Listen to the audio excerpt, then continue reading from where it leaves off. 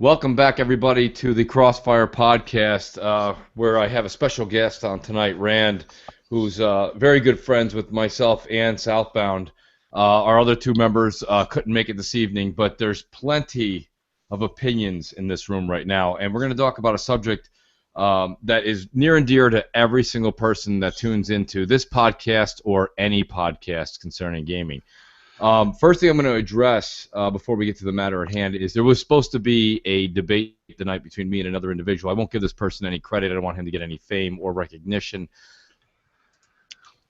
And Come on, spit it out. I want to know who it is. well, no, we can't give any kind of actual I don't. I just the thing is, I had to stop and think about it for a second because it irks me because this is what happens through the week. The individual was bashing and trolling everything on Twitter. So I decided I was going to block him because I don't need to hear what he has to say. He's constantly just everything I said he was just mimicking. So, but we left off saying 6 p.m. Eastern Time, Friday, we would have a debate. Then I just got on earlier today and I said, hey, we're still on for tonight. He said, oh, no, we're not on for tonight. You blocked me. I said, I blocked you because you wouldn't leave me alone. Then he went into name calling and doing listen. This is somebody that wrote a 27-page paper on everybody in the Xbox community from soup to nuts, and then he reverts to name calling and taking what some of the people that don't like Big Gamer Small Tech, the people that attack us, started calling me names from that group of folks. So wait a minute, you're discredited right there. And I said, well, this is where this is over. The professionalism is over at this point. Now I was going to take you one-on-one, no cursing, no swearing, just question for question. But if you're going to go right to name calling, you are just one of them. Now, that being said, that's why there's no debate tonight, folks. But the reason that I brought Rand on, the reason that Southbound is a friend of mine because we met this way, is that we are going to discuss tonight how the Sony fanboys take anything that's opinionated, anything that happens to be your point of view, and they twist it around to either make you look ridiculous, and then they gang up on you, or they put words in your mouth, or they just do what I call a Superman 2, which is where they get into the chamber and push the fucking entity on the other side of the fucking crystal. They make you look like the bad guy after you made an opinion statement. So, I mean, now, Rand, we talk about it all the time. We game at night. We've gamed a few times, and this subject comes up. And what I like about it is predominantly you and I are on the same side here. But we've had good discussion. What is your take on this whole thing that you've witnessed you're on the outside looking in, I think, and I'm trying to bring you inside on this. It's a weird phenomenon. I think it's because the Sony guys are jealous to a certain degree that Microsoft is providing us with new stuff and games, and they have limited amount of stuff to play. New stuff, that is. Obviously everyone can play Call of Duty and Battlefront, and what's weird is they get excited about marketing deals. Like, who cares about marketing deals, right? Yeah. It's just marketing deals. It's nothing to get excited about. Now, okay, a custom console, sure, that's something to get excited about, but, the Call of Duty one was ugly as shit, and the Darth Vader one was a sticker, so that's really nothing to get excited about. But I understand people, like, hey, you're a big Star Wars fan, you want that bundle because you like Star Wars, fine, cool. But, like, they make it seem like the only thing that matters anymore is sales, right? Yeah. Like, okay, who cares you got Tomb Raider and Halo? We sell 30 million, PS4s, right? But, like, it's interesting because last gen it was completely opposite. I know Tim Dog, shout out to Tim, he hates NeoGAF with a passion, right? I love NeoGAF. I've been on NeoGAF for a long time, right? It's interesting to see it all flip. Last gen, it's not about sales, right? It's about Uncharted. It's about Last of Us. It's about those games that are great. It's about Sony giving us these exclusives. Exclusives. Because Microsoft was winning handily, in North America.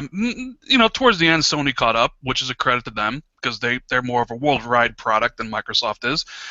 But then this gen, it flips. Sony got out the gate strong, and suddenly it's not about the exclusives anymore. It's about, We got 30 Numbers? million. You got 50. It's about numbers. Like you can't play. I mean, you can't play numbers. You can't like sit there at your system and be like, I got the 30 million other people have PlayStation 4. That's supposed to make you feel happy. If it makes you feel happy, you know, you might want to get like something checked out there because I personally want games. I don't really care how many systems the Xbox One sells or the PlayStation sells. I want to interject for a second, and I want you to continue that. But here's I just took what you said, and you just said something Pulitzer. So they're all sitting there excited about the 30.2 million in sales to be a part of this membership. It almost sounds like instead of being called gamers, which is they are leading us all on to believe what they are, it sounds like they're more a cult member. Right? I mean, because right when you sit there and you're wearing a badge or a pin of honor in a cult. Okay, what do? You're just happy to be amongst the many, and that's what it is here. Is they really have formed a cult because the jealousy is through the roof. And these are the words that you just said. And I'm sitting here and I'm like, this man's on fire right now because that's actually the point I'm trying to drive home. There's literally just some sort of you can't be called a gamer. You can't be excited about a company that if it was us arguing Uncharted versus Tomb Raider right now, okay, they both released in November, that's a hell of a discussion, isn't it? Right, it's a real good discussion. I'm all about getting into it. I would win some categories, I'd lose some categories, but that's okay. We're not talking apples and apples, right? We're talking games, controllers, features versus sales. This is there's no. It's almost like you're talking to a wall or an infant because you can't get anything back, you know. But go ahead, Rand. I just had to say that because when you said that they're actually preaching 30 million strong, all I'm seeing is 30 million people with their hands in the air pounding their right fist. It sounds like a cult. Yeah, but because Sony has essentially brainwashed isn't the word to use here, but they've conditioned their fan base to accept greatness delayed by because it's all coming later, everything's coming later, and the promise of Uncharted 4 and Horizon Dawn, because Sony has always, in the history of the company, in the history of, for anybody that's been around for a long time like we have, Sony's whole stuff is always usually built around smoke and mirrors, like go back to E3 2005 when it was like those demos that really weren't game demos, they were just videos. When they talk shit about Microsoft, like, oh, hey, like, next gen starts when we say it does. Yeah, but did anything even change, Rand? Because in 2013's E3, if it was 2013 PS4 reveal in February in New York City, they showed that Sorcerer game. That's not coming out. No. That was a pixel movie. That was a tech demo. Yeah, that's never coming out. Sony lies. That was the first thing I entered Twitter with before when I had one follower. I said, Sony lies, people. Isn't that what I mean? It's just lie after lie. You're saying same thing with the 120 frames per second, the 4,000 ducks in a tub, this magical creature sorcerer movie game, whatever the hell they had. And how about the backstabbing and the lying? There's been no. All right, they made fun of TV. What do they do now? Powers. No, they're doing it now. Now they're starting the same shit that Microsoft got hell over. Now they're starting to do, and everyone's like, "Oh, great! This is wonderful."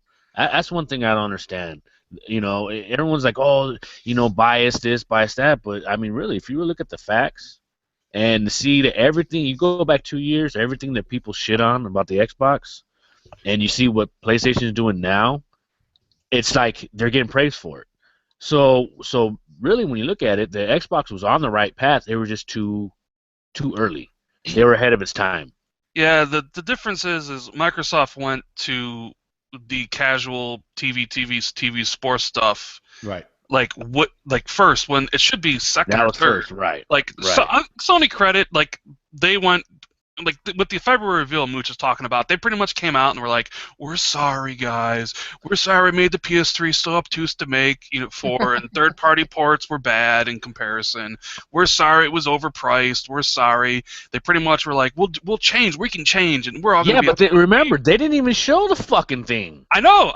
So they didn't show it, but they showed a half a controller, and it's like, oh, that looks like the PS3. It's all marketing strategy. They appear to be humble. They say they're sorry. They say they got our back, right? They say they got gamers back, and they come out. And I think last time we were in a party, me and Mooch, we talked about this. Like the success of the PlayStation, and I'm not faulting Sony for this because if the shoe was on the other foot, Microsoft would have done the same thing.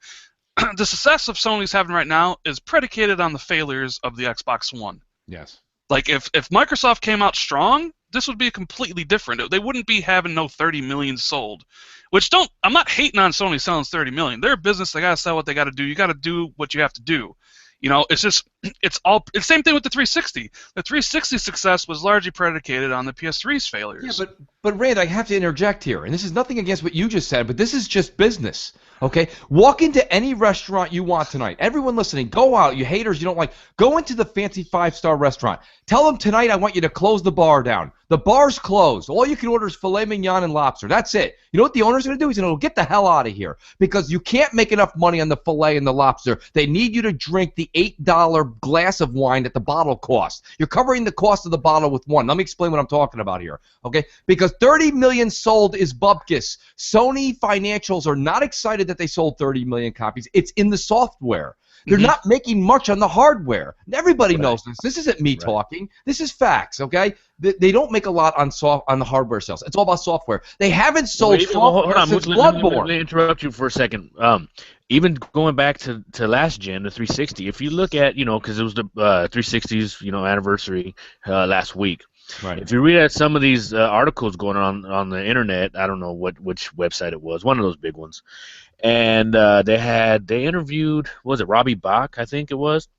Yes. And he said even though they sold 80 million 360s, that wasn't the reason why it was such a success. Correct. It was the software and the games and the deals with the the different developers. That's why Sony put $80 million into the Call of Duty. They want to have people playing that software on their system. That's where the money is.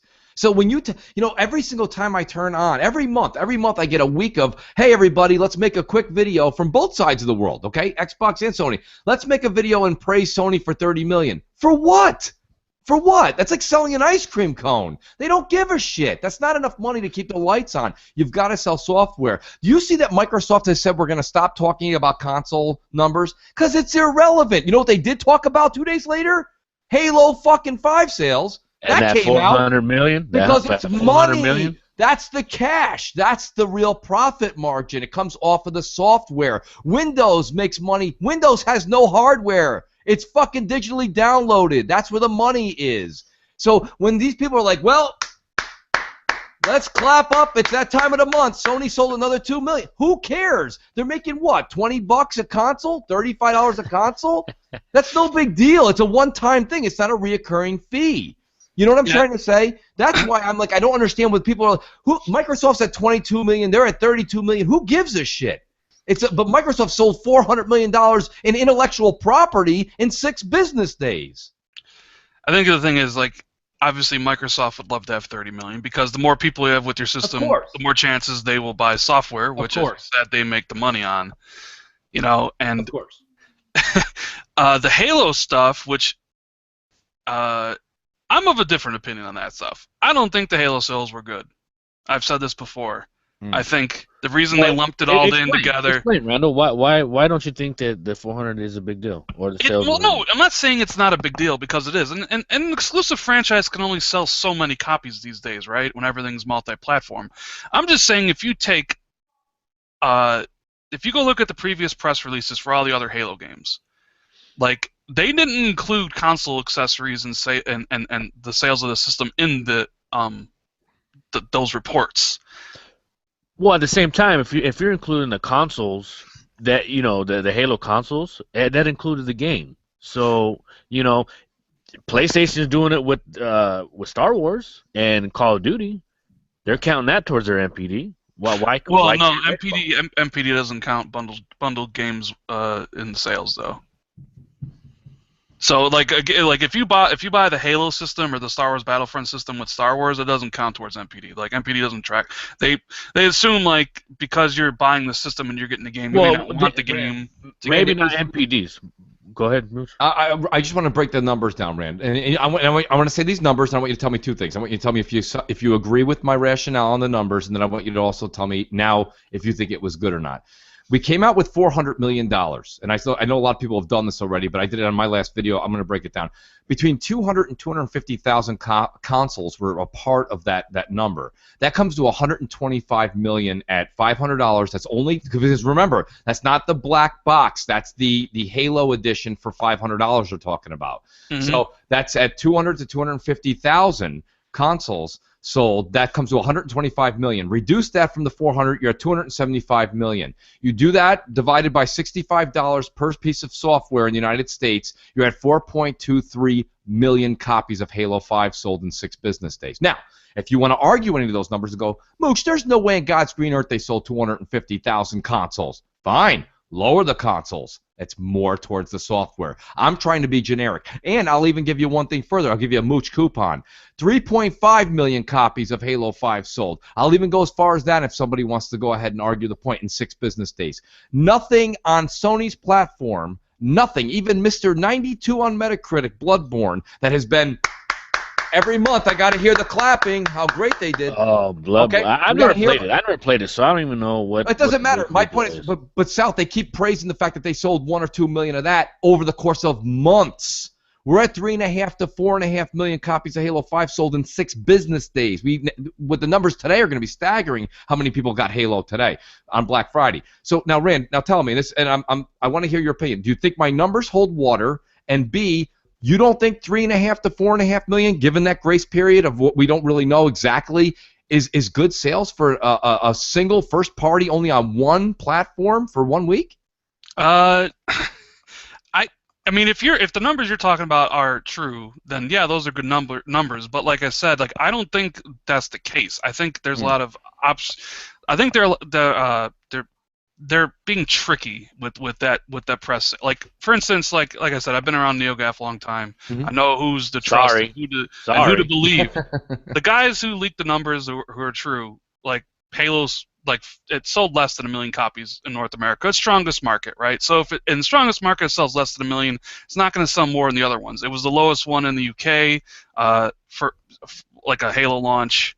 Right. The Uncharted bundle outsold the Master Chief bundle, which, to be fair, $500 versus $350. So I don't know if it's that high. Like I don't like that. I don't know like if the sales and all that stuff of the console really, because the console's $500. See, I don't know. See, we're just like talking about this. I don't think Halo 5 sold that well because it's coming off of a critical failure in Halo 4 and a complete catastrophe of Master Chief Collection. I think a lot of people abstained from buying this game. I don't think it impacted that much. Mm-hmm. Yeah, right there, what you mentioned was pretty bad. Master Chief Collection was a fucking egg on the face, and anybody associated with knows that. But I don't think that people carried that over because they assumed that 343 was going to rectify Halo 5. I mean, look, Rand, do me a favor. Check your friends list and go on the Game Hub. See how many people on your friends list have Halo 5. You can't tell me, oh, I don't think it sold that well, because I bet you a $20 bill right now that I bet you it's probably the top 3 game your friends list has. I can tell you this much. When I'm on in the evening, it's all Halo 5. That's all I see is Halo 5, Tomb Raider. And I'm shocked. You know, I'm going to tell you something. I'm shocked because I really thought I was going to eat my own words. I thought that there was going to be a lot of people playing Call of Duty, and there's not. There's a couple. There's 1 or 2, 3 at most, but a lot of them. A lot of my personal friends are playing Halo 5. They've all beaten the game as far as the campaign, but they're gonna. One guy wrote me today. He's like, Mooch, I'm actually playing. I'm over 100 hours on multiplayer alone. I mean, look, it's not. It's not. This isn't necessarily trying to say that Rand is right or wrong. What I'm saying is that they gave us a number of 400 million. We know it includes hardware and we know it includes software. So what I don't understand is how, no matter how you fudge, you got to start with the consoles. We know that roughly 300 to 350,000 consoles were sold in North America NPD. So you got to figure that's all consoles, okay? That's not just those. So 200 of them were probably, or if you the lower you go on consoles, that's the more software sales that went up. So that's all I'm saying. So no matter how you divvy it up, I don't see, Rand. I want to go back to you because you were muted for a second. What I want to know, Rand, is that 400 million is not a shady number. I don't like how Microsoft is being a little secretive to a certain point. But whether you subtract from the consoles, it just makes the software go up. If you subtract from the software, that means we just sold more consoles. Right. Either way, it's good. But we know we didn't go, over 250,000 consoles because 300,000 was the rumored number for NPD for all consoles sold in October. So we know that they were somewhere in that 2 to 250. And like I said, if you want to go to 150 on the Halo bundle consoles, that's great. That means the number of Halo 5 IP actually sold more. So it really, no matter how you want to do the math, it's all good. It's all very good. And Microsoft was very, very fast to report that because again, software is where the money is. Right. So, well, I just wish this is the problem I have with video game companies. They don't tell you like numbers sold for anything. Everything's a guessing game. Yeah. Yeah. So it's like. No, I know. Well, I think it goes back to what you're talking about, smoke and mirrors, because you have to make a demand regardless of what it is. So if you say, hey, we sold 400 million, that means like, oh shit, everybody on my friends list is gonna be playing it. I need to go get it. So it's not just saying, hey, 4.5 million people are playing it. It's just like you think it up in your own mind, you come to your own conclusion, and you go and get it. Right. It's classic marketing. No, it is classic marketing, and the marketing for Halo 5 was effective. I thought it overcame the inherent the inherentness that like from people that Master Chief Collection. I think Halo 5 is gonna sell great going forward. I even think because of it, Halo 6 is gonna do even better. Right? It will. But it's like they were coming off of Halo 4, which for most people was a bad game, and it didn't review well, and it was 343's first game, right? And Master Chief Collection was a debacle. And so I don't blame people for not hey, I'm not going to get Halo 5 right away. Hey, you want to wait and see? That's fine. Same thing with Assassin's Creed. Assassin's Creed Syndicate, which is supposedly a lot better game than Unity, isn't selling worth a damn because people were burnt by Unity. But I think Unity was a real. I'll give that one a little bit more because it seems like ever since Assassin's Creed 4, people are just they're down on Assassin's Creed because Unity was really bad. That game just came out broken. And then they tried to fix it. They even took back their little DLC deal and all that. But you're right. What's it called? What the hell is Syndicate? Syndicate. There you go. Yeah, I was gonna say Unity, Syndicate, whatever. They were really messed up because people, even the Ubisoft guys came out and said, well, the last game had legs, so year-on-year sales, it should be fine. Right now, it's selling more than Unity did. So they're trying to do the same thing, marketing speak, to try to keep people like, oh, okay, well, it is better than Unity, so maybe, Christmas I'll buy it. Maybe Black Friday I'll buy it. So they're hoping, amongst hope, that people are going to buy it in the long run. Here's the $1 million question. Was Halo 4 a bad game really, or was it a bad game because the media said it so many times it became something you were just prone to saying? No, it was a bad game. I don't think it was bad at all. I liked it. I enjoyed it. I didn't like it. I'm just saying, in my personal opinion. Just generalize. What didn't you like about it? The story, the villains, everything about it was it just wasn't a good game. Like I was done with it in 4 hours on Legendary. I just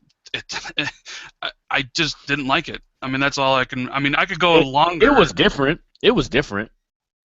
And I think that was the point. They didn't want to have the same flood. I think they switched it up nicely. I didn't want to do the same thing that I did 1 through 3. Exactly. South, bravo to you to bring up a good point there. And this is not against Rand at all. This is a general statement from me. You do something so well, so long, you become what they call stale. You change it up a little, and they're like, what the hell did you change that for? It was great the way it was. So you're damned if you do, you're damned if you don't. Now, myself personally, after playing the first 3 Halos, I thought they were slower, sluggish, dated. I didn't want to go back to them. Halo 4 came out. It was fresh, faster, brighter, more color. The enemies were definitely different. I'm not going to say they were better or worse. They were just different. The story took it in a not an espionage, but a backstabbing route where it wasn't just, you go here, all right. You know, and it was like, okay, we got a little. Don't go there. I'm going there anyways. And then they took it in Halo 5 and took it a step further. 6 is going to be nasty. Like, here's the thing.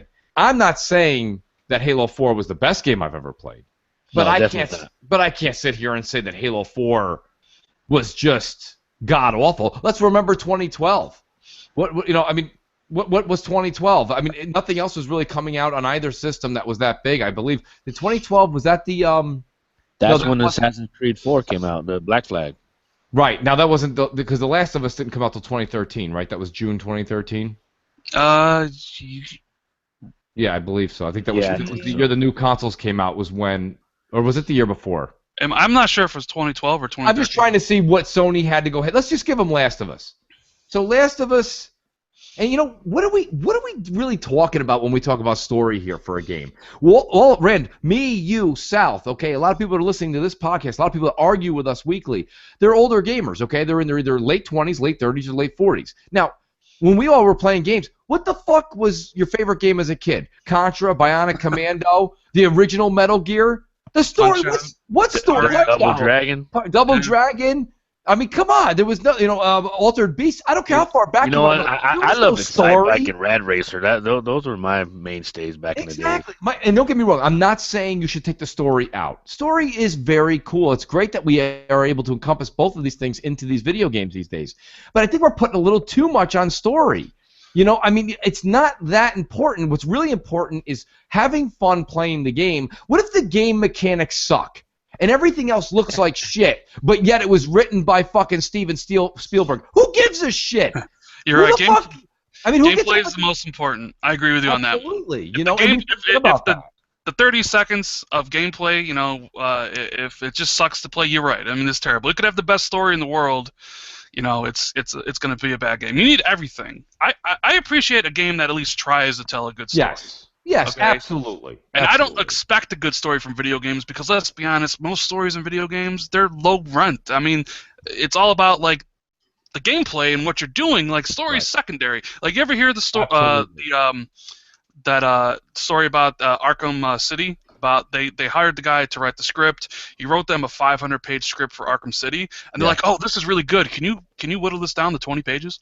A 500-page story. Is that true? Script. Yes, that's true. Like, that's what video games are. It's like this. He wrote them like a full on script for this game, and they were just like, "That's really great, and it's awesome." Can you make it 20 pages? It's like, oh, okay. I'm glad you shared that. I didn't know that, but I never heard that story. That's pretty crazy.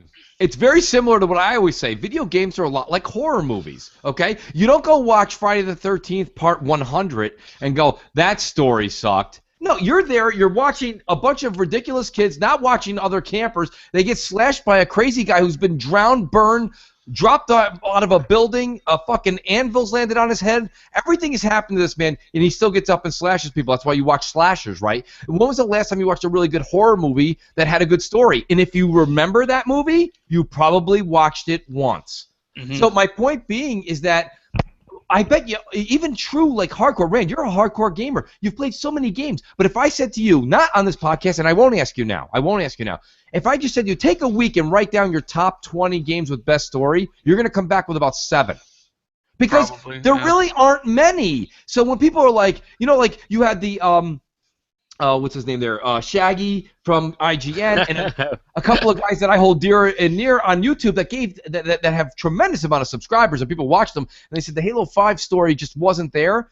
I'm like, what is it you people are actually doing? Are you playing a game, or are you working for the Screen Actors Guild? I don't understand what we've become or what's going on. I think what you said a few minutes ago, Rand, is dead on. You said if it has them all tied together, kudos. That's what I'm looking for. And my God, we all are, right? We're all looking for the car that has air-conditioned seats, navigation, the rear backup lights. All right, we want everything for that beautiful sticker price. But sometimes you go, you know what? I really don't need that back rear beeper every couple minutes, or I don't need my balls air conditioned, okay? So I'll just take the car, the best I can get, that handles well and is good in the snow. That's all I'm trying to say here is I want a game that is crisp, plays well, decent story enough to get me into it. Right now I'm playing Halo 5. Rand, you jumped in. We're playing Halo 5 on Legendary.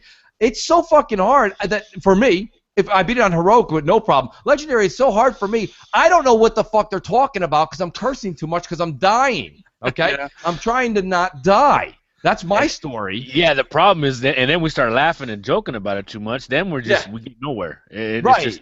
It's But you know what though? That's a good time. That's gaming. That's a community. We're having a good time. We're all jumping in and out of our chat parties. We're having a grand time, and no one's sitting here after we've beaten even the best game. They're like, let's all agree, right? We all agree. I'll agree. I was a fan of The Last of Us. That was a good story. Nobody jumped into I never party finished chat. it myself. Well, nobody jumped into a party chat ever since I've beaten it back in 2012, 2013, all the way till today. Nobody's been like, man, that Joel, deep. You know what I mean? Like, nobody says that. Nobody cares. So let's concentrate on what matters. We've got a company like Microsoft that's just throwing first-party games at us. You know, they get ridiculed in the media for every least little thing. You know, you got assholes on YouTube that are going, well, there's a dead zone, guys. You know, no, there is not a dead zone, asshole. You know what I mean? I've played so many goddamn games. I'm older than this guy. These people just complain about everything Microsoft has, does, feels, wants. And that's where I'm just ready to explode here, and I've actually been keeping it. I'm fairly loud, but I'm really getting annoyed with it now.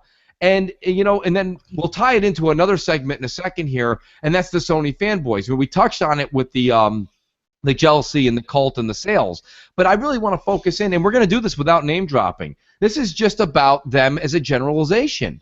What the hell do they want? What do you want Xbox community to do? Would you like us to just make a video every day, clapping, lighting a match, stomping our feet at 30.2 million? Is that what we all should do? Should we all conform? Why? Why should I? They want you to buy a PS4 and join them is what they want you to do. Well, I did buy a PS4, and it's still off. Yeah, but they want you to one? denounce Xbox. I've had it for 2 months.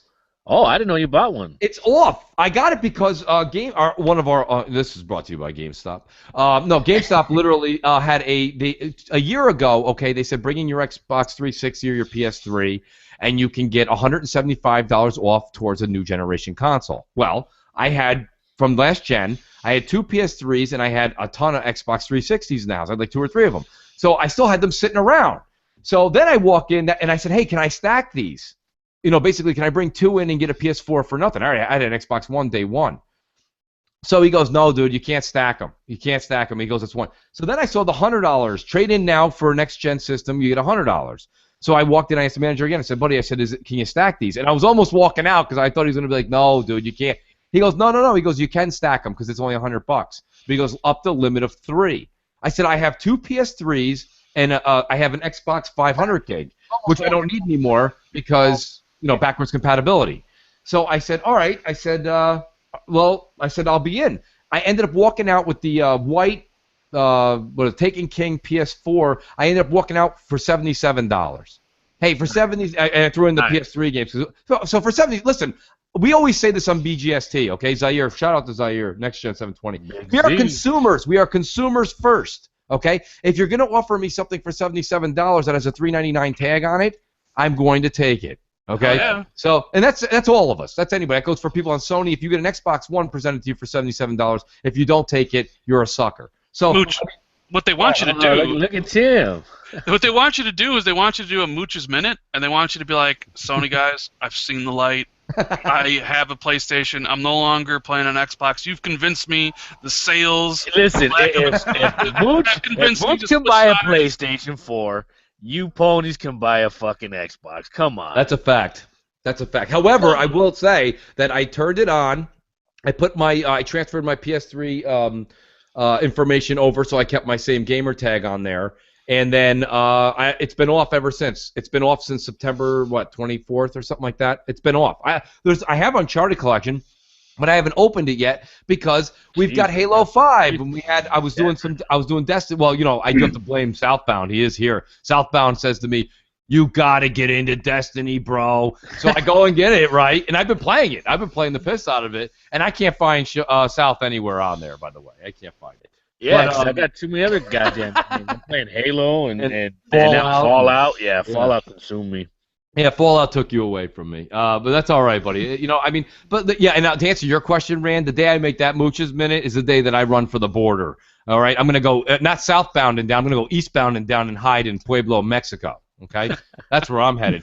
I'm out of here because there's no way in God's green earth there's nothing on that console, and it's not to be. Listen, I want them to do well because realistically, if Sony's not around, how does that fare well for gamers as the whole? It doesn't. Competition is good for everything. Absolutely. And you know what? And that's one big thing. Like I really don't like to talk down about Sony and and the ponies and all that shit. Right. It's because competition is good for everything. It's better for us. We wouldn't, and I've said this before, we wouldn't have the Xbox One we have today if it wasn't for Sony and their 30 million consoles out there in the world. Point blank. That's all they ever say. We get a number. They'll never get the Xbox though. Oh, Timmy dog. Nice. They're not. First of all, I came on because Rand's absolutely nuts. Did he say Halo 4? Oh my God. Was he talking about 4 hours on Legendary? It took me 20 hours. Tim. And he didn't mention achievements just once. No, yeah. I'm trying not to, Tim. Tim, I can't believe, man. You think I'm crazy? And I thought you loved me, Tim. Man, what's going on? Just I think you've been playing too many games. I don't understand how you could finish Halo 4 on Legendary in 4 hours. You said? Well, you could speed through it. You could four-player co-op. Four-player co-op. You can. You gotta go single player. Come on. I mean, we could run around like we did with Phil and just. The real most people don't play on co-op. First of all, I thought Halo 4 was a tremendous game. I did too. It was really good. Well, good. Halo 5, so the difference is Halo 5 increases the difficulty with every play you add, right? So, the toughest challenge is Halo 5 Legendary with 4 people, right? But Halo 4 wasn't. Doubt on that. Halo 4, the more people you add, it's still as easy as if you're it doesn't increase difficulty. Built that in. So if we were playing with 4 people, like in a Halo 4 Legendary, we just steamrolled it because it's set for the difficulty of 1 person. Right. So you get 4 people, it's it's easy as shit, Right. Halo 5 is a different story. Halo 5 is tough with 4 people, You like Halo 5 too. Jeremy's dropping knowledge on Twitter right now. Sony's not jealous of Xbox and games. They're just uninformed and uneducated. Damn. Well, the thing is that there is a lot of people buy PS4s for a lot of things that Microsoft did to themselves, the shooting in the foot and the bad stigma that it had. I mean, it's losing the stigma now. I think it was there for a long time. Even when you would think it's not, it is. I mean, it has a stigma about it. People don't know. They're not going to look into the specs like we're going to know and know what's the difference. They're just going to hear. Negativity about Digital Foundry talking about a beautiful game like Tomb Raider, and the whole article is negative. If you're from, that's the biggest publication in Europe, or in other places, just everywhere. Xbox has a negative whatever the fuck word is, where it connects it. I mean, it's like today, one guy that was a PlayStation 4 guy that used to be an Xbox guy, he got his Xbox One, but those people, they don't. A lot of them don't want to adapt, and a lot of them just really don't know. I mean, a lot of the 30.2 million is also globally. It's a real number. It's not fake. So Sony blew up in France, Germany, Italy. Those markets are now huge markets, and they blew up for Sony. They didn't blow up for Xbox because the brand is not known there. The UK is Sony territory right now. I mean, and really 9 times out of 10, all these guys that are on Twitter just cursing everybody and making pictures are in the UK. Yeah, agreed. Yeah. But they seem to be the most threatened. Video gamers also from UK, which is is a little funny. But yeah, they're very threatened by Xbox. They never want to give it credit. They don't want to give it good press, and I don't really think it's I don't know if it's about games with them because next year if you don't own an Xbox One, not playing Quantum Break, Crackdown 3 with the cloud, with all the shit that they have coming out.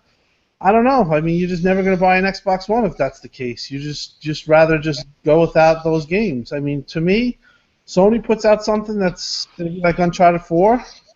I don't care. I'm getting it. That's because I want to play it. I want to experience it. I want to see the graphics. I want to see, I want to play it. I love The Last of Us, and You know, at the end of the day, I know that everyone says I'm a huge Microsoft guy, which I am. But I won't deprive myself. Tim, there's no more bigger fan than you. Well, and I'll still buy a PS4, and those guys, they'll just never buy a PS. They'll. Well, listen, that's a good point, though. That's a good point. No, it's an outstanding point, and let me reinforce it with something that nobody likes to talk about. We'll use the term nationalism, okay? It is what it is. Say whatever it is you want to say, and if somebody wants to rebuttal it, by all means, that's what this show's all about. But there's a sense of hatred towards the United States, and it's you don't listen. A lot of people that I communicate on Twitter with, I broadcast with on YouTube, and I speak to in game are Canadians.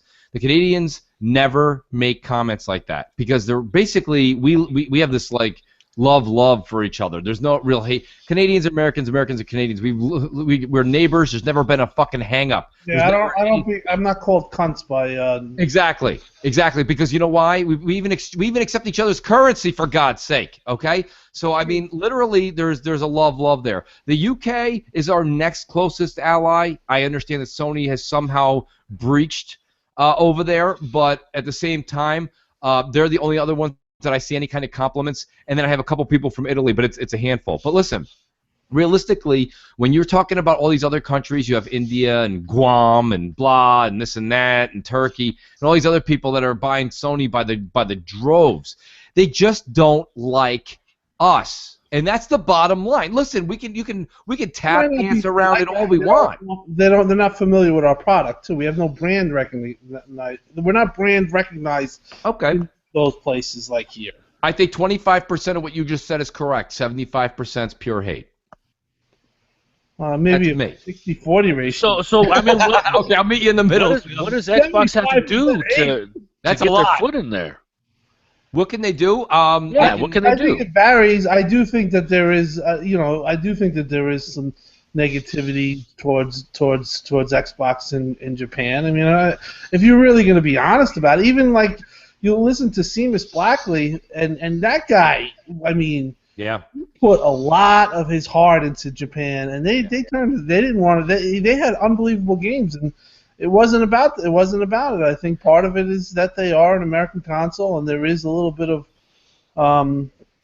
There's a little thing there. I don't know. I'm not going to say. You know, there's a big cultural difference, and obviously I'm not talking shit about Japanese, but they are very, very cliquey. And when it comes to something like an outsider, they don't want it. You know, I mean, just like Mooch, you know, he's Mr. America. Yeah. So you know, you bring something out from somewhere else, and it's foreign to you, you're not going to embrace it. It's like I always equated it to baseball. I just think that there's a thing where like I can't watch Japanese baseball, but I can only watch American baseball. I don't think that like American baseball, you know, it's you recognize what you're about where you know, like it's just familiarity. I don't think that they have that with us really, and I don't think we'll ever have that either. So that's why, you know, I mean, Xbox has tried to work there, but now it's just a thing where it's a dead thing, you know. I wouldn't even launch the next Xbox there. Cause well, you know, I mean, but it goes to like selling 25 a week. I mean, yeah. Don't tell me that's not deliberate, okay?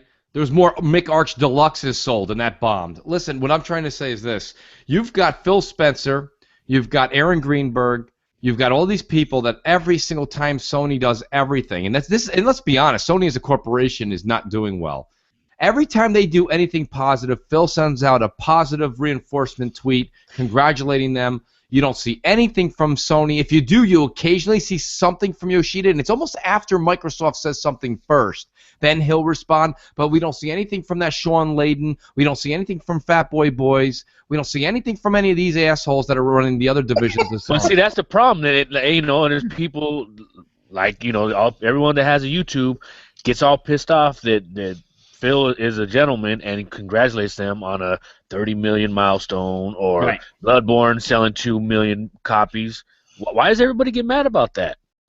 Right. Well, I think that the people get mad. What's wrong with peering across the aisle and kind of just tipping your hat? You're like, okay, but there's no retribution. You do something, now I got to step my game up. Exactly. There's Tim just nailed it. There's no retribution. When you tip a hat, you know what happens in any kind of sophisticated environment, South? They tip it back. Okay, it's business. There's a movie. I'm gonna really date myself here. The movie was with Richard Gere and Jessica, whatever the hell her name was, Roberts, whatever her name was, Pretty Woman. The guy, Julia Roberts. Thank you. He literally, his job in the movie was to buy companies, break them down into smaller pieces, and then sell them. So basically, knocking those people out of business.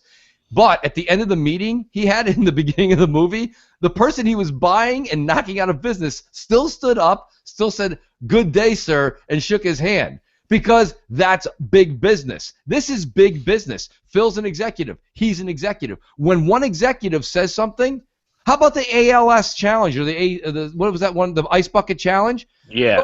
He's like, and now I pass it to you, Yoshida. And Yoshida didn't even give the satisfaction to say no. He didn't say anything. Well, listen, I followed all the. There was one time where it was always Xbox that has come across the aisle and that has done it. It's never been initiated from what right. I've really seen. I mean, Yoshida did go and try out HoloLens last year.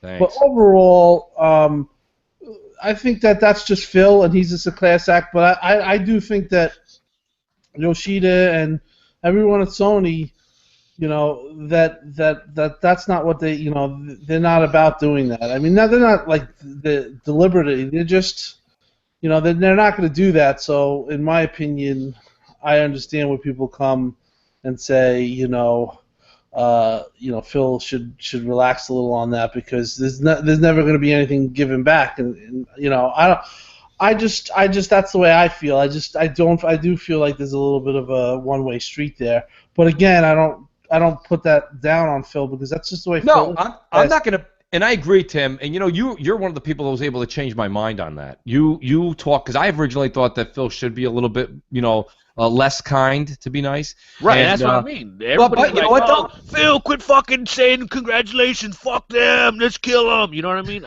I'm not with all that. No, me neither. But I'll tell you one thing that really stood out, and I forgot this example, and this is the one that really drives home. Phil tweeted out congratulations to Sony when Bloodborne hit 1 million sales in a month or something like that. I didn't see anything again coming from the Sony side when Halo 5 was dominant. Right. Nothing. And 400 million in 6 business days, and you can't because they're like, well, don't worry, kids, COD's coming. Yeah, exactly. Maps early on PSN.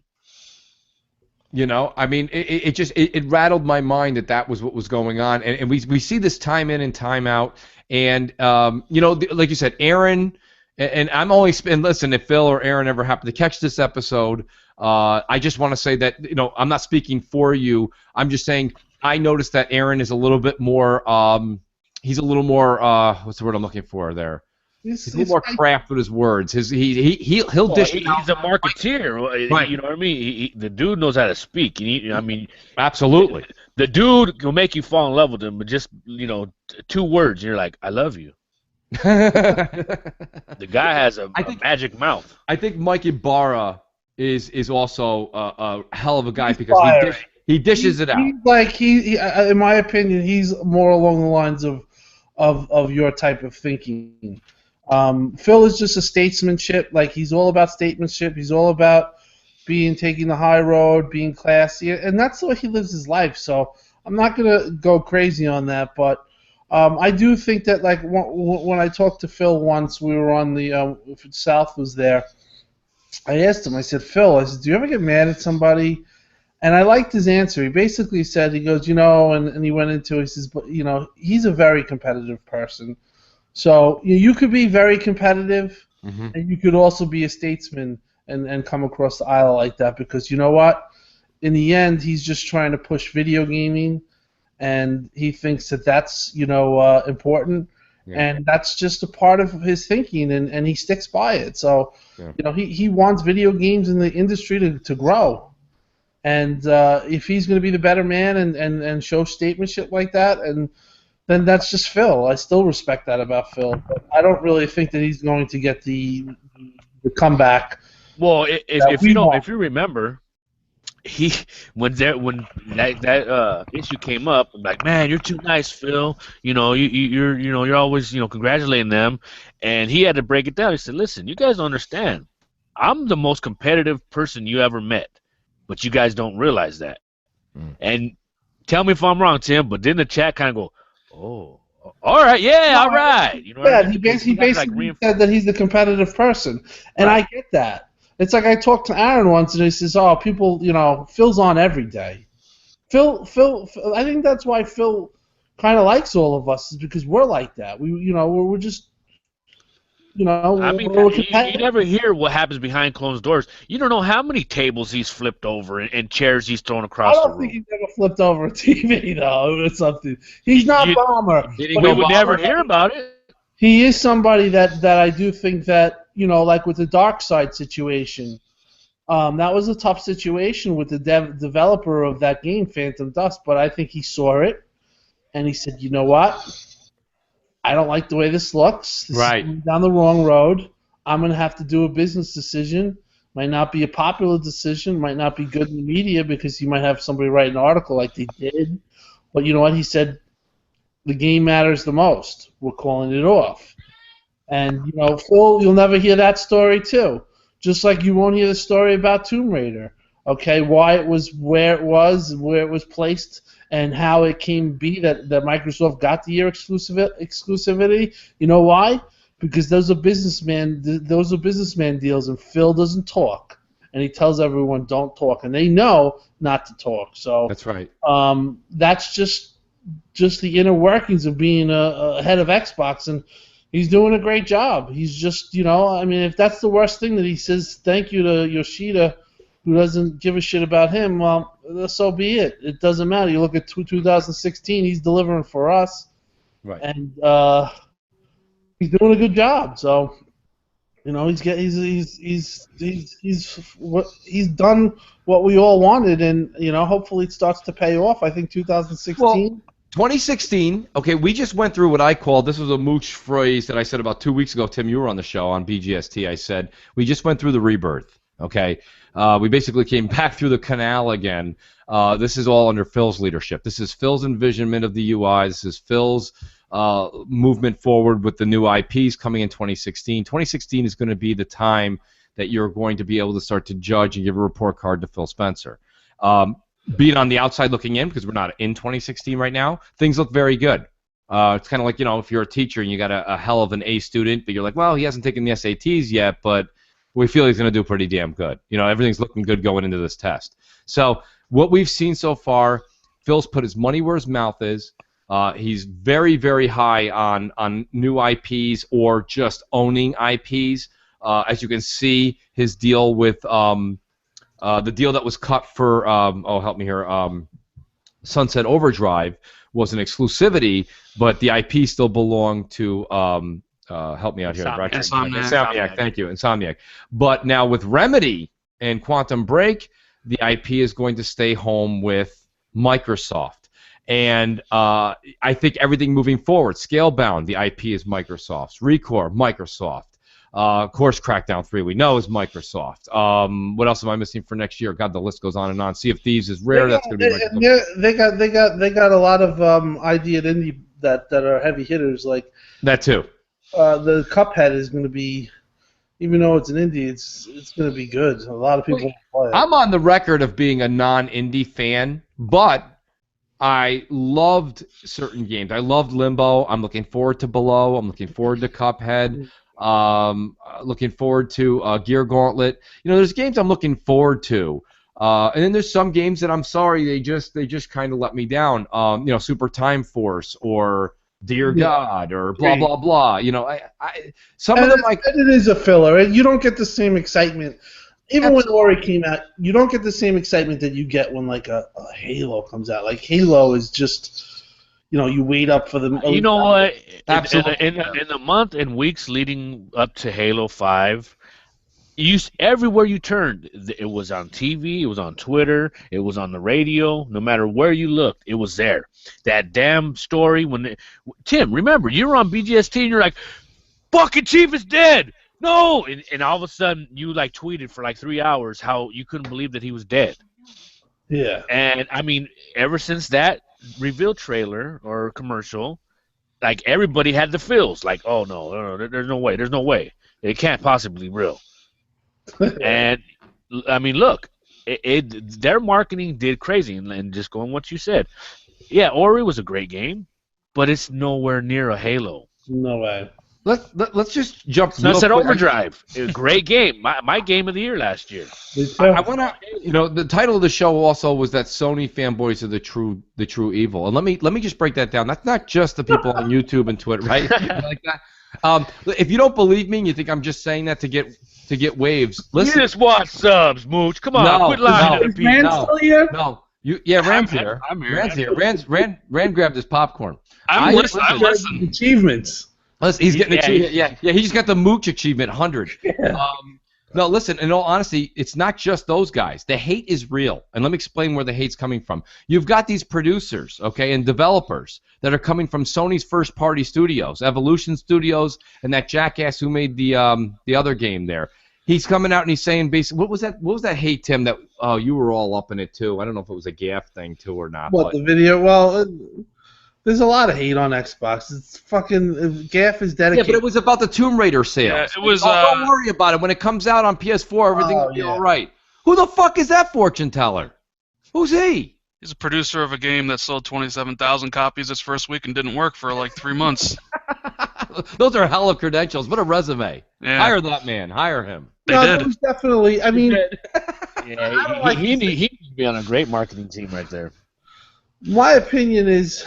Wait, is that true? Is that true? That's what I want to get. I came in the show and Rand hasn't talked since I come, so he has to talk now. What is your opinion? About what, the Tomb Raider stuff? Just the overall perception of hate that goes on with Xbox and. Well, I mean, realistically, it all boils down to majority versus minority.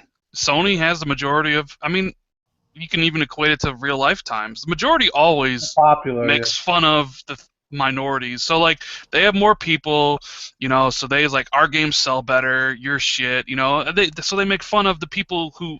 Well, it's an us versus them mentality. They're much. Like, you're not with us, so you're against us, right? People like to feel superior. That's definitely a true statement. Right, but it's weird, though, because, like, it'd be one thing if Sony was providing PlayStation users with a bunch of games like Microsoft is providing us, but they're not. It's like, you'll get Bloodborne in March and Uncharted Collection in October and indie games. Now, some people like indie games and some don't, but there's a vast majority of people that's not going to sit well. But yet Sony conditioned their fan base to like hype up marketing deals and stuff like that. So it's okay, that Sony doesn't have a AAA exclusive for the fall, right? It's okay because they're all coming in the nebulous future sometime. Uncharted 4 is coming out in March, and Horizon Dawn's coming out in 2016, and what's that? Last Guardian's coming out in 2021, right? Like, it's okay. Yeah. It's coming out in the future at some point in time. Well, Microsoft is over here. Now, granted, they took deservedly heat in the beginning of 2013. And I think everybody will agree with you on that. They shot them in the foot, themselves in the foot 2 times. And so, what they realized is what people wanted and what they needed to do to turn around that perception was they needed to provide their customers with a great system and exclusive games to play, and that's what they have been. I mean, if you go back from the beginning, they gave us like Rise, which is a good game, or a decent game, and Dead Rising. You go back, it's like Microsoft constantly was providing at least exclusive experiences that we can enjoy on our Xbox One with our friends, and it's even continuing even more next year. Like next year, Phil has said there are more exclusives next year. Right? Now, there was a time, a dark time for you when we've talked about this, where you weren't happy with Xbox. No, I was not happy with that Xbox at all. And that time period between when Matrick took over and it was all Kinect focused, and they pretty much dumped the hardcore, to the reveal of the Xbox One until Phil Spencer came along. It was a dark time. It was because there was nothing you could trump it. I mean, at least PlayStation users back, during that PS3 eras, at least they could trumpet Naughty Dog and the Uncharted series and Last of Us.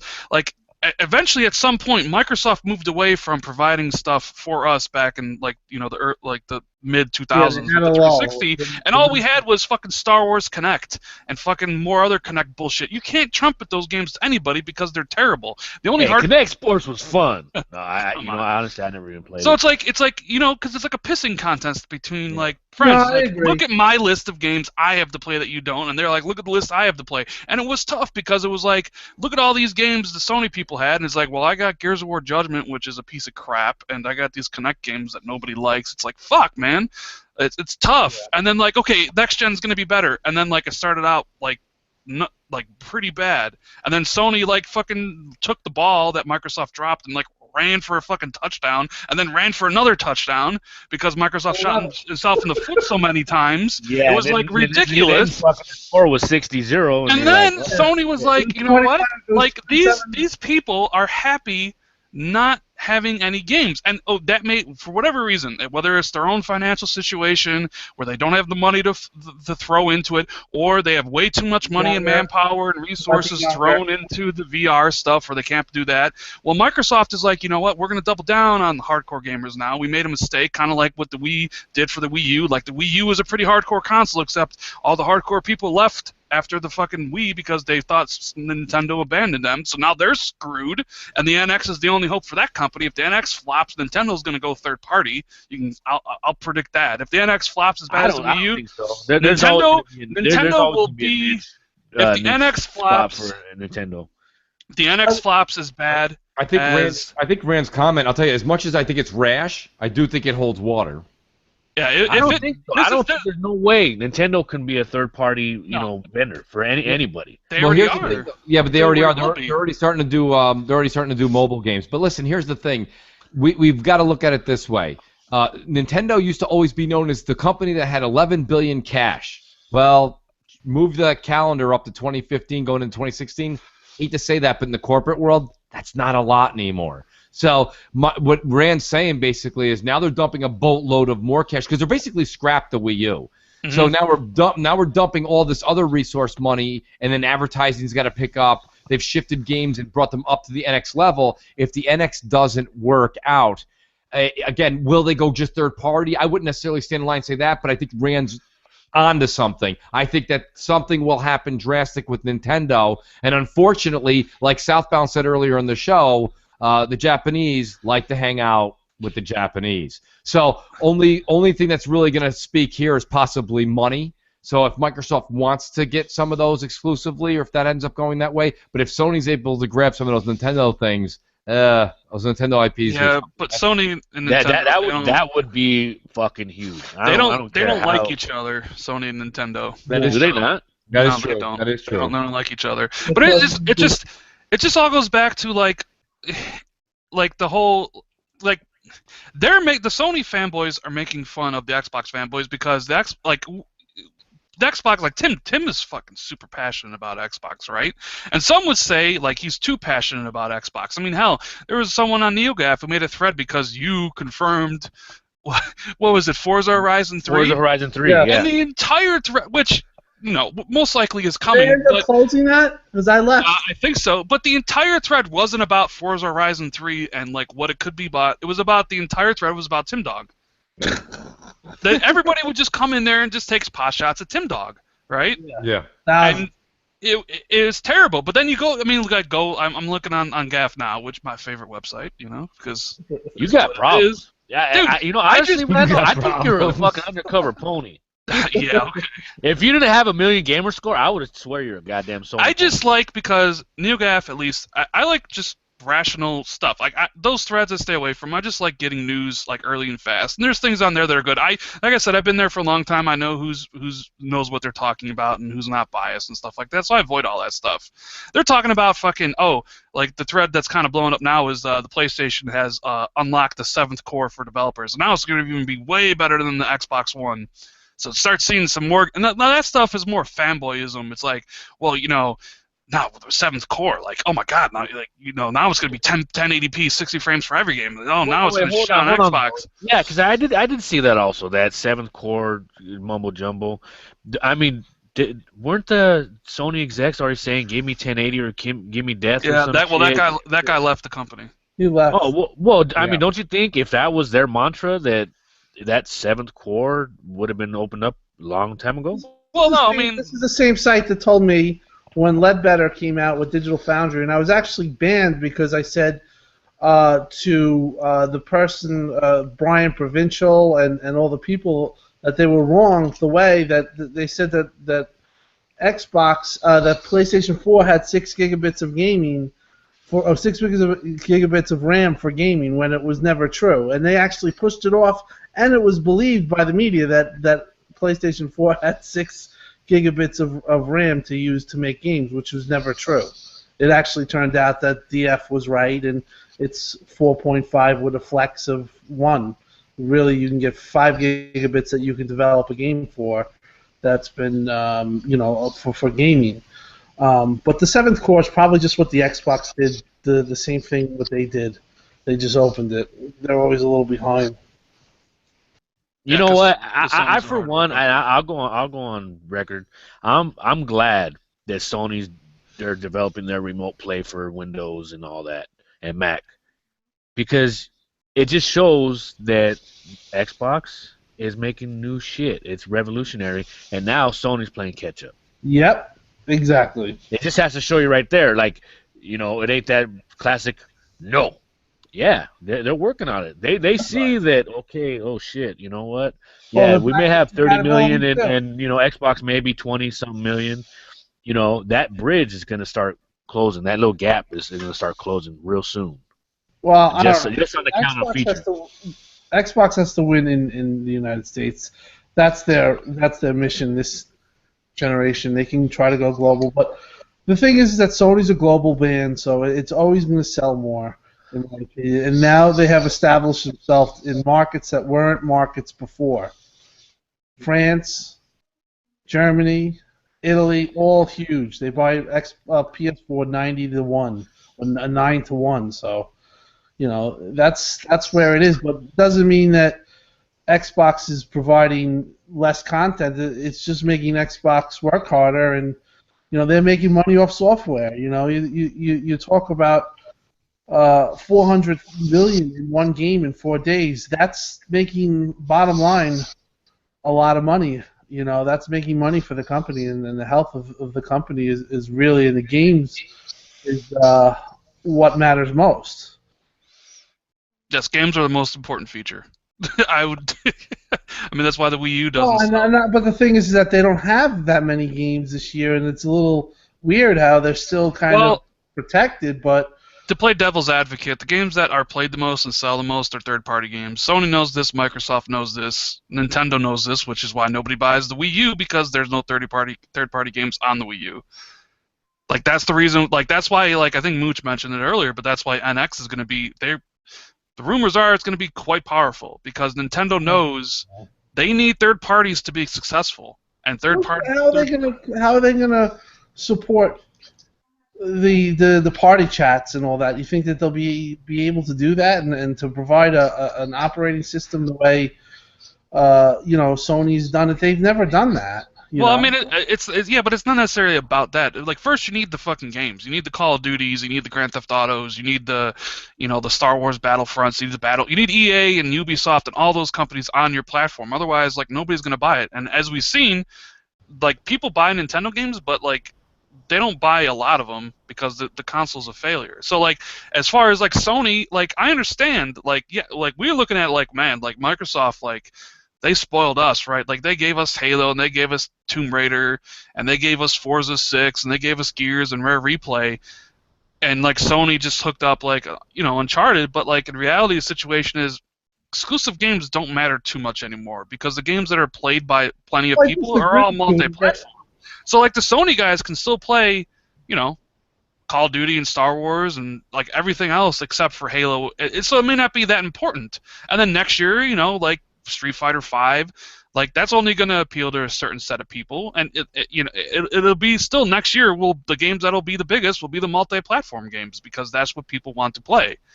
And a game is a game, though. A game like Quantum Break, if it is amazing and it has the type of appeal that, let's say, The Last of Us had, and it has that type of story, it could. No, you're right. Okay, in a scenario, hypothetical situation, in the Quantum Break is the next Last of Us. Just say that, and Quantum Break's getting like reviewed out the wazoo, and it's just like great. Yeah, people will probably pick up an Xbox One to play it, but I'm saying like that's like on the fringe. Like exclusive games used to matter back in the PS2 era and the PlayStation era. I agree. They have lost a little bit. They've lost their luster because everything's multi-platform because games are so expensive. Yeah. To make that, like the companies need to put them out on everything they possibly can. Right, now, but it also could in the fact that like you also can have a game though that has that The Last of Us effect. So again, you have to realize though that maybe it's down from what it used to be, but it's still a powerful thing to have exclusive games. No, you're right. You're right. A game could totally have that effect. I mean, I think the possibility of it happening is less and less because look at the sales of the PlayStation, Xbox One. They're extremely like front-loaded in comparison to like last gen. Last gen was kind of a slow burn and went over 10 years. This is like people are getting out right away because like everybody wants the new. Well, everyone wants the new, but like you got to figure like 2005, 2006, 2013. It's like and the amount of at the time in between those systems, like like production costs decreased and they were able to make more for launch, where they couldn't before. Like technology just gets better, so you can make things faster, quicker. Shipping is better. Like so they're able to provide more for people. Plus, like the prices, they kept them pretty. For the most part, like $400, $500. It's a far cry from like $600 from Sony. Like it's just easier to get more people invested into it now than it was before. So now you have, what is it, like 2 years into the gen, Microsoft's got like 15 to 18 or whatever the number is, and Sony's got 30. I mean, that's great. That's 45 or 50 million people buying next-gen stuff. There's no way the Xbox only has 15 million. I'm just saying, whatever the number is, 15 to 20. Just go high end and say 20, okay? So it's like 50 million people, right?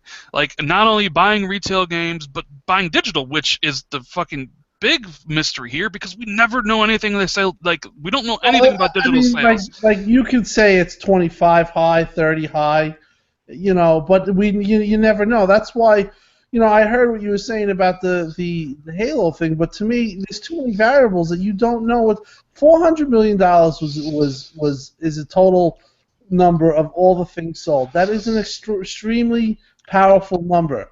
Whether maybe the people who bought, they didn't buy the game as much as they did previously, sure, but now they're spending $700 on the. You mean 700,000 on rec packs? Right, or they're spending money on microtransactions. On rec packs. People love, people talk mad shit about microtransactions, but look, you got $750,000 on rec packs. And you talk about like $250 collectible Xbox the collection. People bought that. They put their money where the brand is, so they know they have a monster. $400 million for one game is a monster. I'm not saying it's not, Tim. It's a great number. It's lower than the previous generations. All I'm saying, like me and Mooch's argument was like, I think Halo has declined as a franchise. And I think that press release pretty much proved it. Because if you go look at the other press releases... That's an overall unit sold, but it doesn't mean that people put $400 million in. I know. Tim, like... So let me ask you a question from another point. So, since Halo's not that big, I wouldn't, I didn't personally, but somebody going buying a Chief controller or a lock controller, that's not because the controller's pretty, right? It's just why? Well, obviously it's because it's part of Halo. Right. But my whole point was like if you go back and look at the previous press releases, right, last gen versus this gen, like they clearly spell out completely different people in charge too. I understand that. All I'm saying is Halo, like, and it's not. I mean. Look, there's been a lot of Halo games, and even Call of Duty suffers from this. So this isn't like a terrible thing. Like there's a thing called franchise fatigue, right? Like people just kind of get burnt out on stuff, and they if a product follows the product life cycle where you start off and you go up and you reach the product cycle's peak, and then eventually starts coming down. I'm saying we're at that point now where Halo was the king, right, of first-person shooters on consoles. I mean, it revolutionized first-person shooters and multiplayer on consoles.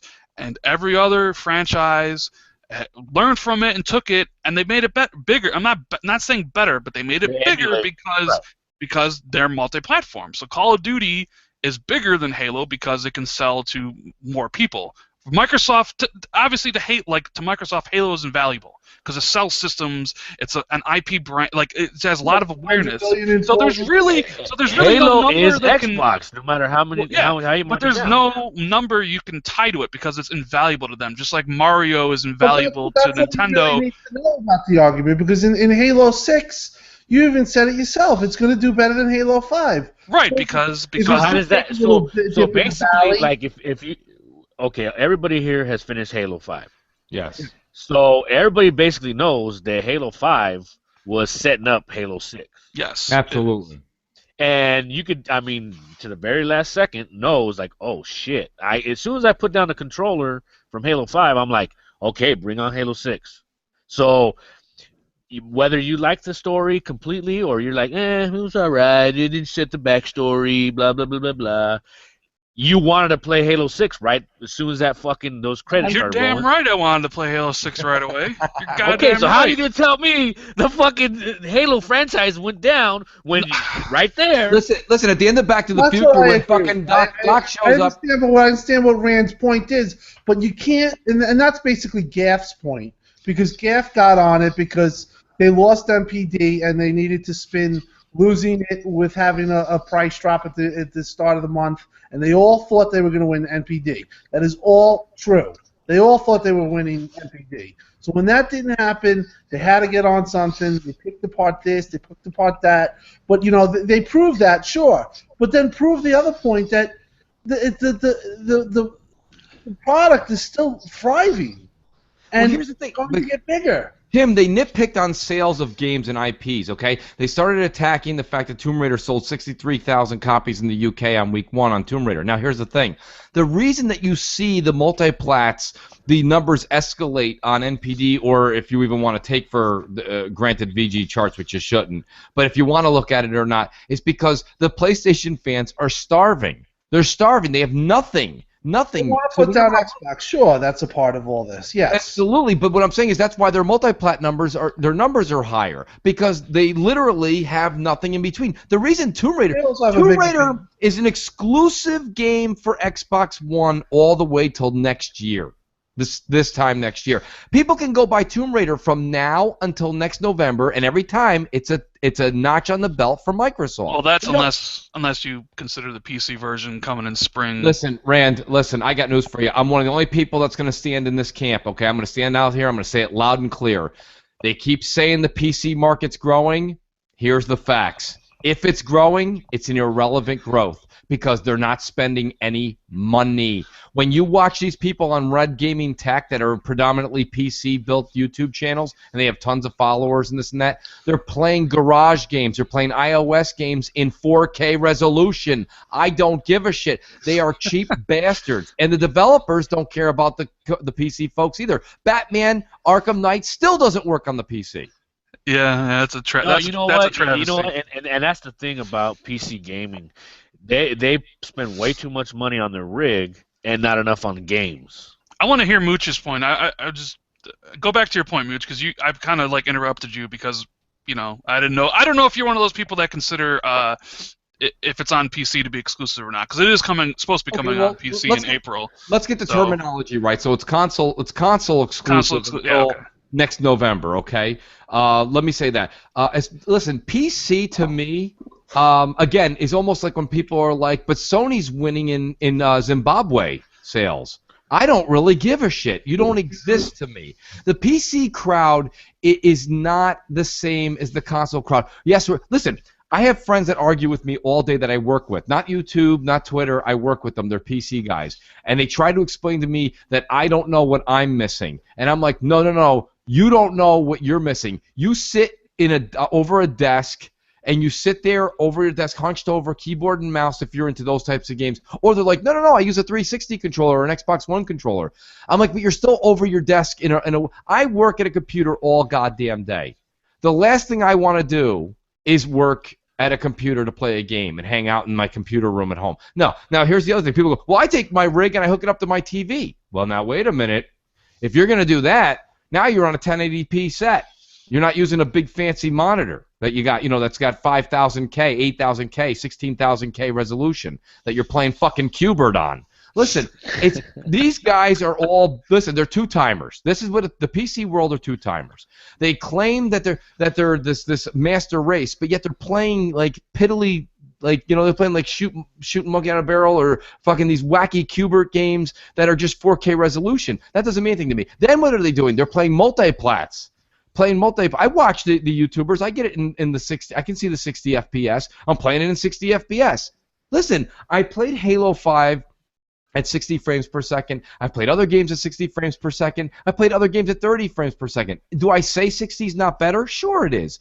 But does 30 really, do I turn to my family after my wife? I'm like, this game sucks, 30 FPS? I've never said that. Nobody will say that. So the whole PC argument is really bullshit. Nobody cares about that. And most of them are pirates and thieves. Let's call it what it is, okay? No, it's true. And they complain way too much that they have to spend $5 on a game.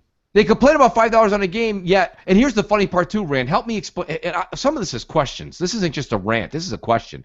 How can PC gamers complain about the cost of a game when they're supposedly all playing on $2,000 to $5,000 rigs? We know that's bullshit. The study was done by Steam. The Steam survey that was done said that, I think, 67% of Steam users are using something to the equivalent of a Wii.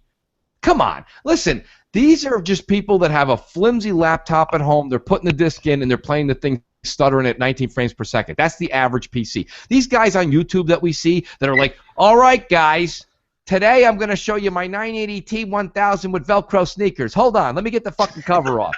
All right. There's only like 20 of those assholes. You know what I mean? There's nobody out there doing this. Nobody's putting 30. And you know what's funny? Wait, Tim, the two assholes that keep doing this, I'm not going to mention their names. I don't want them to get any more publicity. But the two assholes that keep showing their rigs on YouTube, if you look around the room, they're living in an $800 apartment, but they put fucking $7,500 in the fucking rig. Get a grip on reality. You got a family to feed, you asshole. Play the game on an Xbox One. Jackass. Hey, I got no follow-up for that. That was amazing. Sorry about that. I'm heated today. I was only going to say that if I try to put my rig in the living room or my bedroom to play, my wife would fucking throw me out of the house. That's what I'm saying. Exactly, Tim. I'd be like telling my wife, you got to take this keyboard and just to sign in, and then you watch TV. It's just not happening. I'm telling you. Listen, now, Rand, please take my madness. That was pure madness. Take what I said. It was good. But if you have, is there something that I'm missing? Is there something that I don't see? We all listen. I'm going to take the benefit of the doubt that everybody on this panel has the accessible funds to go build a fantastic $3,500. And I think everybody would agree that a $3,500 rig is a decent rig. I would love. Yeah, I'm sure that'll play anything. Absolutely, right? That's going to. I like to have both. Me personally, I like to have that area where that's why I'm for cross-buy. Is because I will if they really do cross-buy. Hey, my dog is biting me. If they do have cross-buy, dog fight, I will be getting a PC. Well, here's my thing. But the whole I will game on that secondarily for sure. But well, that's my point. I was really close to pulling the trigger about 2 years ago on going to build a rig, and here's the reason I didn't: the community. Like, you guys don't understand how much that really means to me. Like, I get home at night, okay? Now, granted, it's the day after Thanksgiving. I'm home from work. I've had my Xbox One on for a good portion of the day. The kids were playing Star Wars, etc. That's fine. But what I'm trying to say is this. Typically, I get home. I take care of take care of your fatherly duties. You got to take care of this and that, take care of the house, blah, blah, blah. I put the Xbox on around 9 o'clock at night. First thing I do is I scroll over, and I look to see which one of my buddies are on and what's going on for the night. Now, let's say I had this $5,000 gold minted rig, okay? I get home, I take care of everything, 9 o'clock, I put my fucking headset on, I hunch over a fucking chair and a desk, and I grab my Xbox One controller. Now I want to play Witcher 3, or I want to play something. I guess now there is an Xbox app, okay? I can stay more in tune now, but why don't I just want to stay in front of my 70-inch television set on my comfortable couch with my feet up and a fucking cocktail sitting on the table? I don't understand why you don't want to have a drink in your hand, relax, notifications pop up. I just feel like you're desolate. You're on an island. It's like playing on the PlayStation. No, I understand. Most people do play in a small in area, but most people love, like when I built PCs before, and I loved doing the 3D Mark, and I loved getting the RAM. But overall, it takes a lot of effort to be a PC gamer, and most people aren't going to do it. I'm at the point where, listen, if I had $3,500 to buy, which I could get up obviously, but it's just not happening because it's too expensive right now. But if I had $3,500 to build, shit, man, that'd be fun. I would. Fuck that.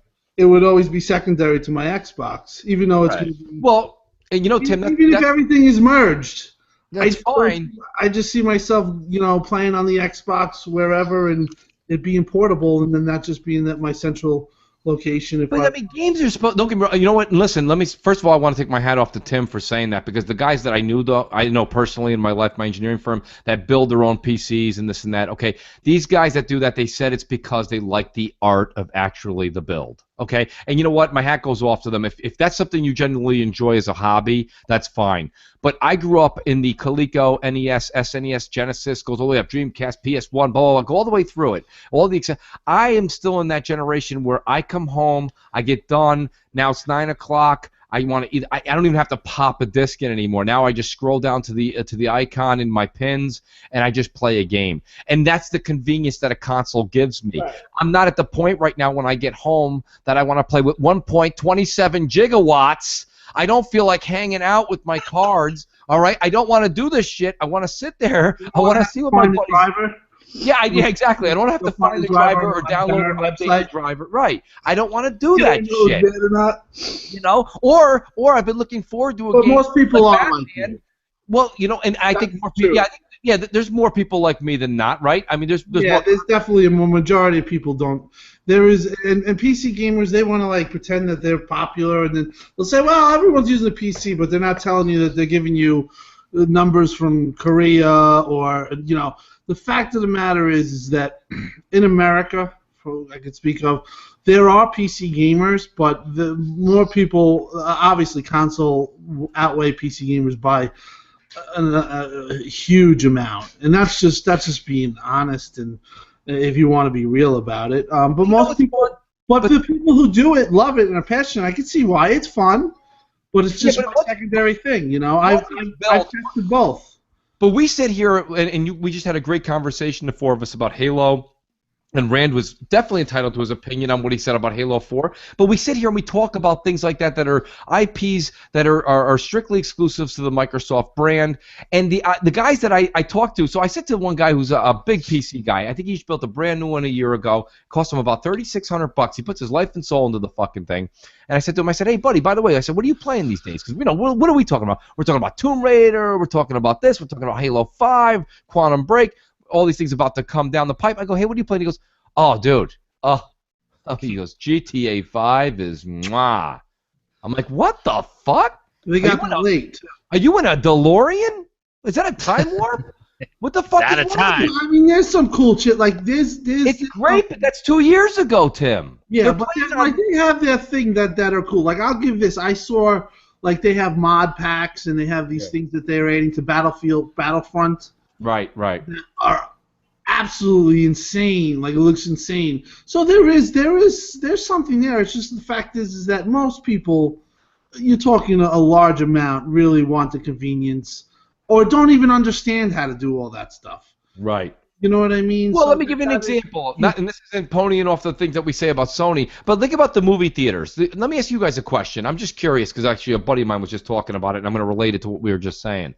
When you guys go to the movies now, okay, like when you go to see Star Wars, we're all probably going to go see Star Wars, right?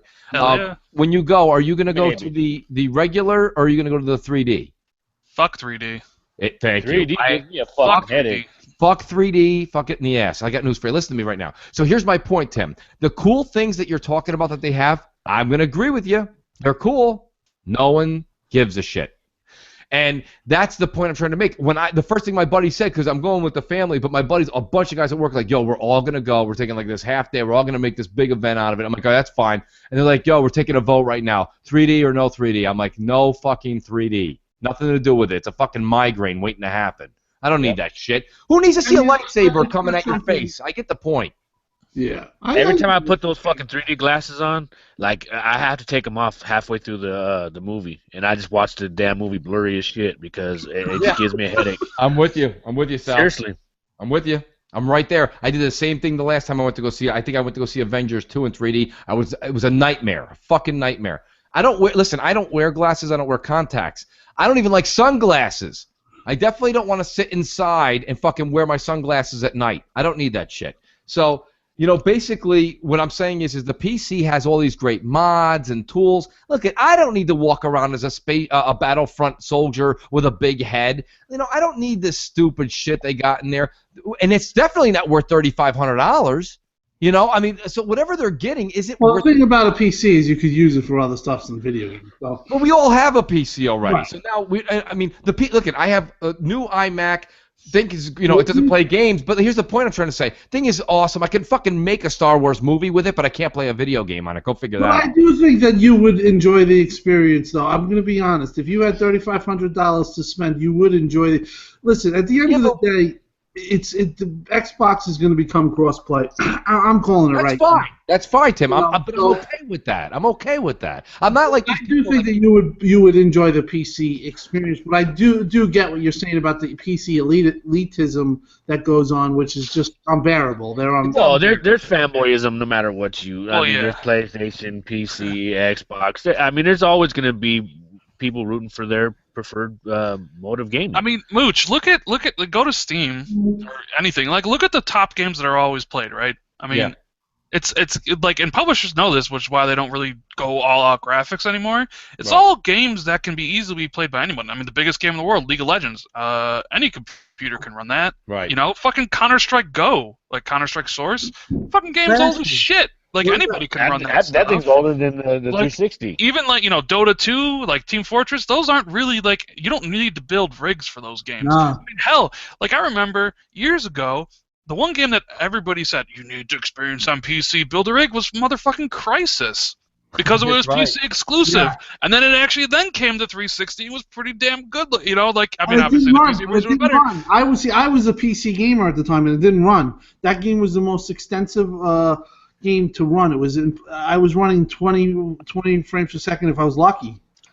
It looked so good, but it was so slow. I was just like, and I had a good rig at the time. But no, I like PC gaming, but like I said, it is at this point, they're really not in the console. Well, because you don't need a super awesome PC to run anything exclusive on the systems, because most of the big, like, huge games are either coming out on Xbox or PlayStation, or just Xbox, and if it's Sony game, it'll only be on PlayStation. So, I guess, like, hey, like, Arkham Knight, right? Like, we got the game, works perfectly. Hey, sorry for anybody on the PC that decided to get it there. I always see that, like, master race for the PC. I don't hate anybody that plays it on PC or wants to play a game on PC. If that's for your platform of choice, great. But, like, I just want a game that works, And they're the secondary people that they cater the consoles for 100%. Well, yeah, because they know there's no market for, like, an exclusive, like, high-end PC game, because, like, they wouldn't sell enough. I mean, hell, look at Star Wars Battlefront. It's bombed on the PC. I don't know if you guys seen the numbers. I can't believe that. Like, bombed on the PC. Yeah, I know. I saw that. It's just they kind of piss off those people, but, like, that's why, like, the PC crowd kind of owes the console crowd, because they wouldn't be getting these like games unless it wasn't for Xbox and PlayStation. Right. They'd be sitting there on Steam with their $15 to $5 indie games, and some people like that, and that's your bag. More power to you. If you like those indie games, because there are some good ones, then that's great. But if don't tout that as, like, some huge thing, like fucking indie game. Get off the high horse. Because I hate to tell you, I've pretty much played almost every single indie game on the Xbox One, and 95% of them are fucking shit, and they're shit for a reason.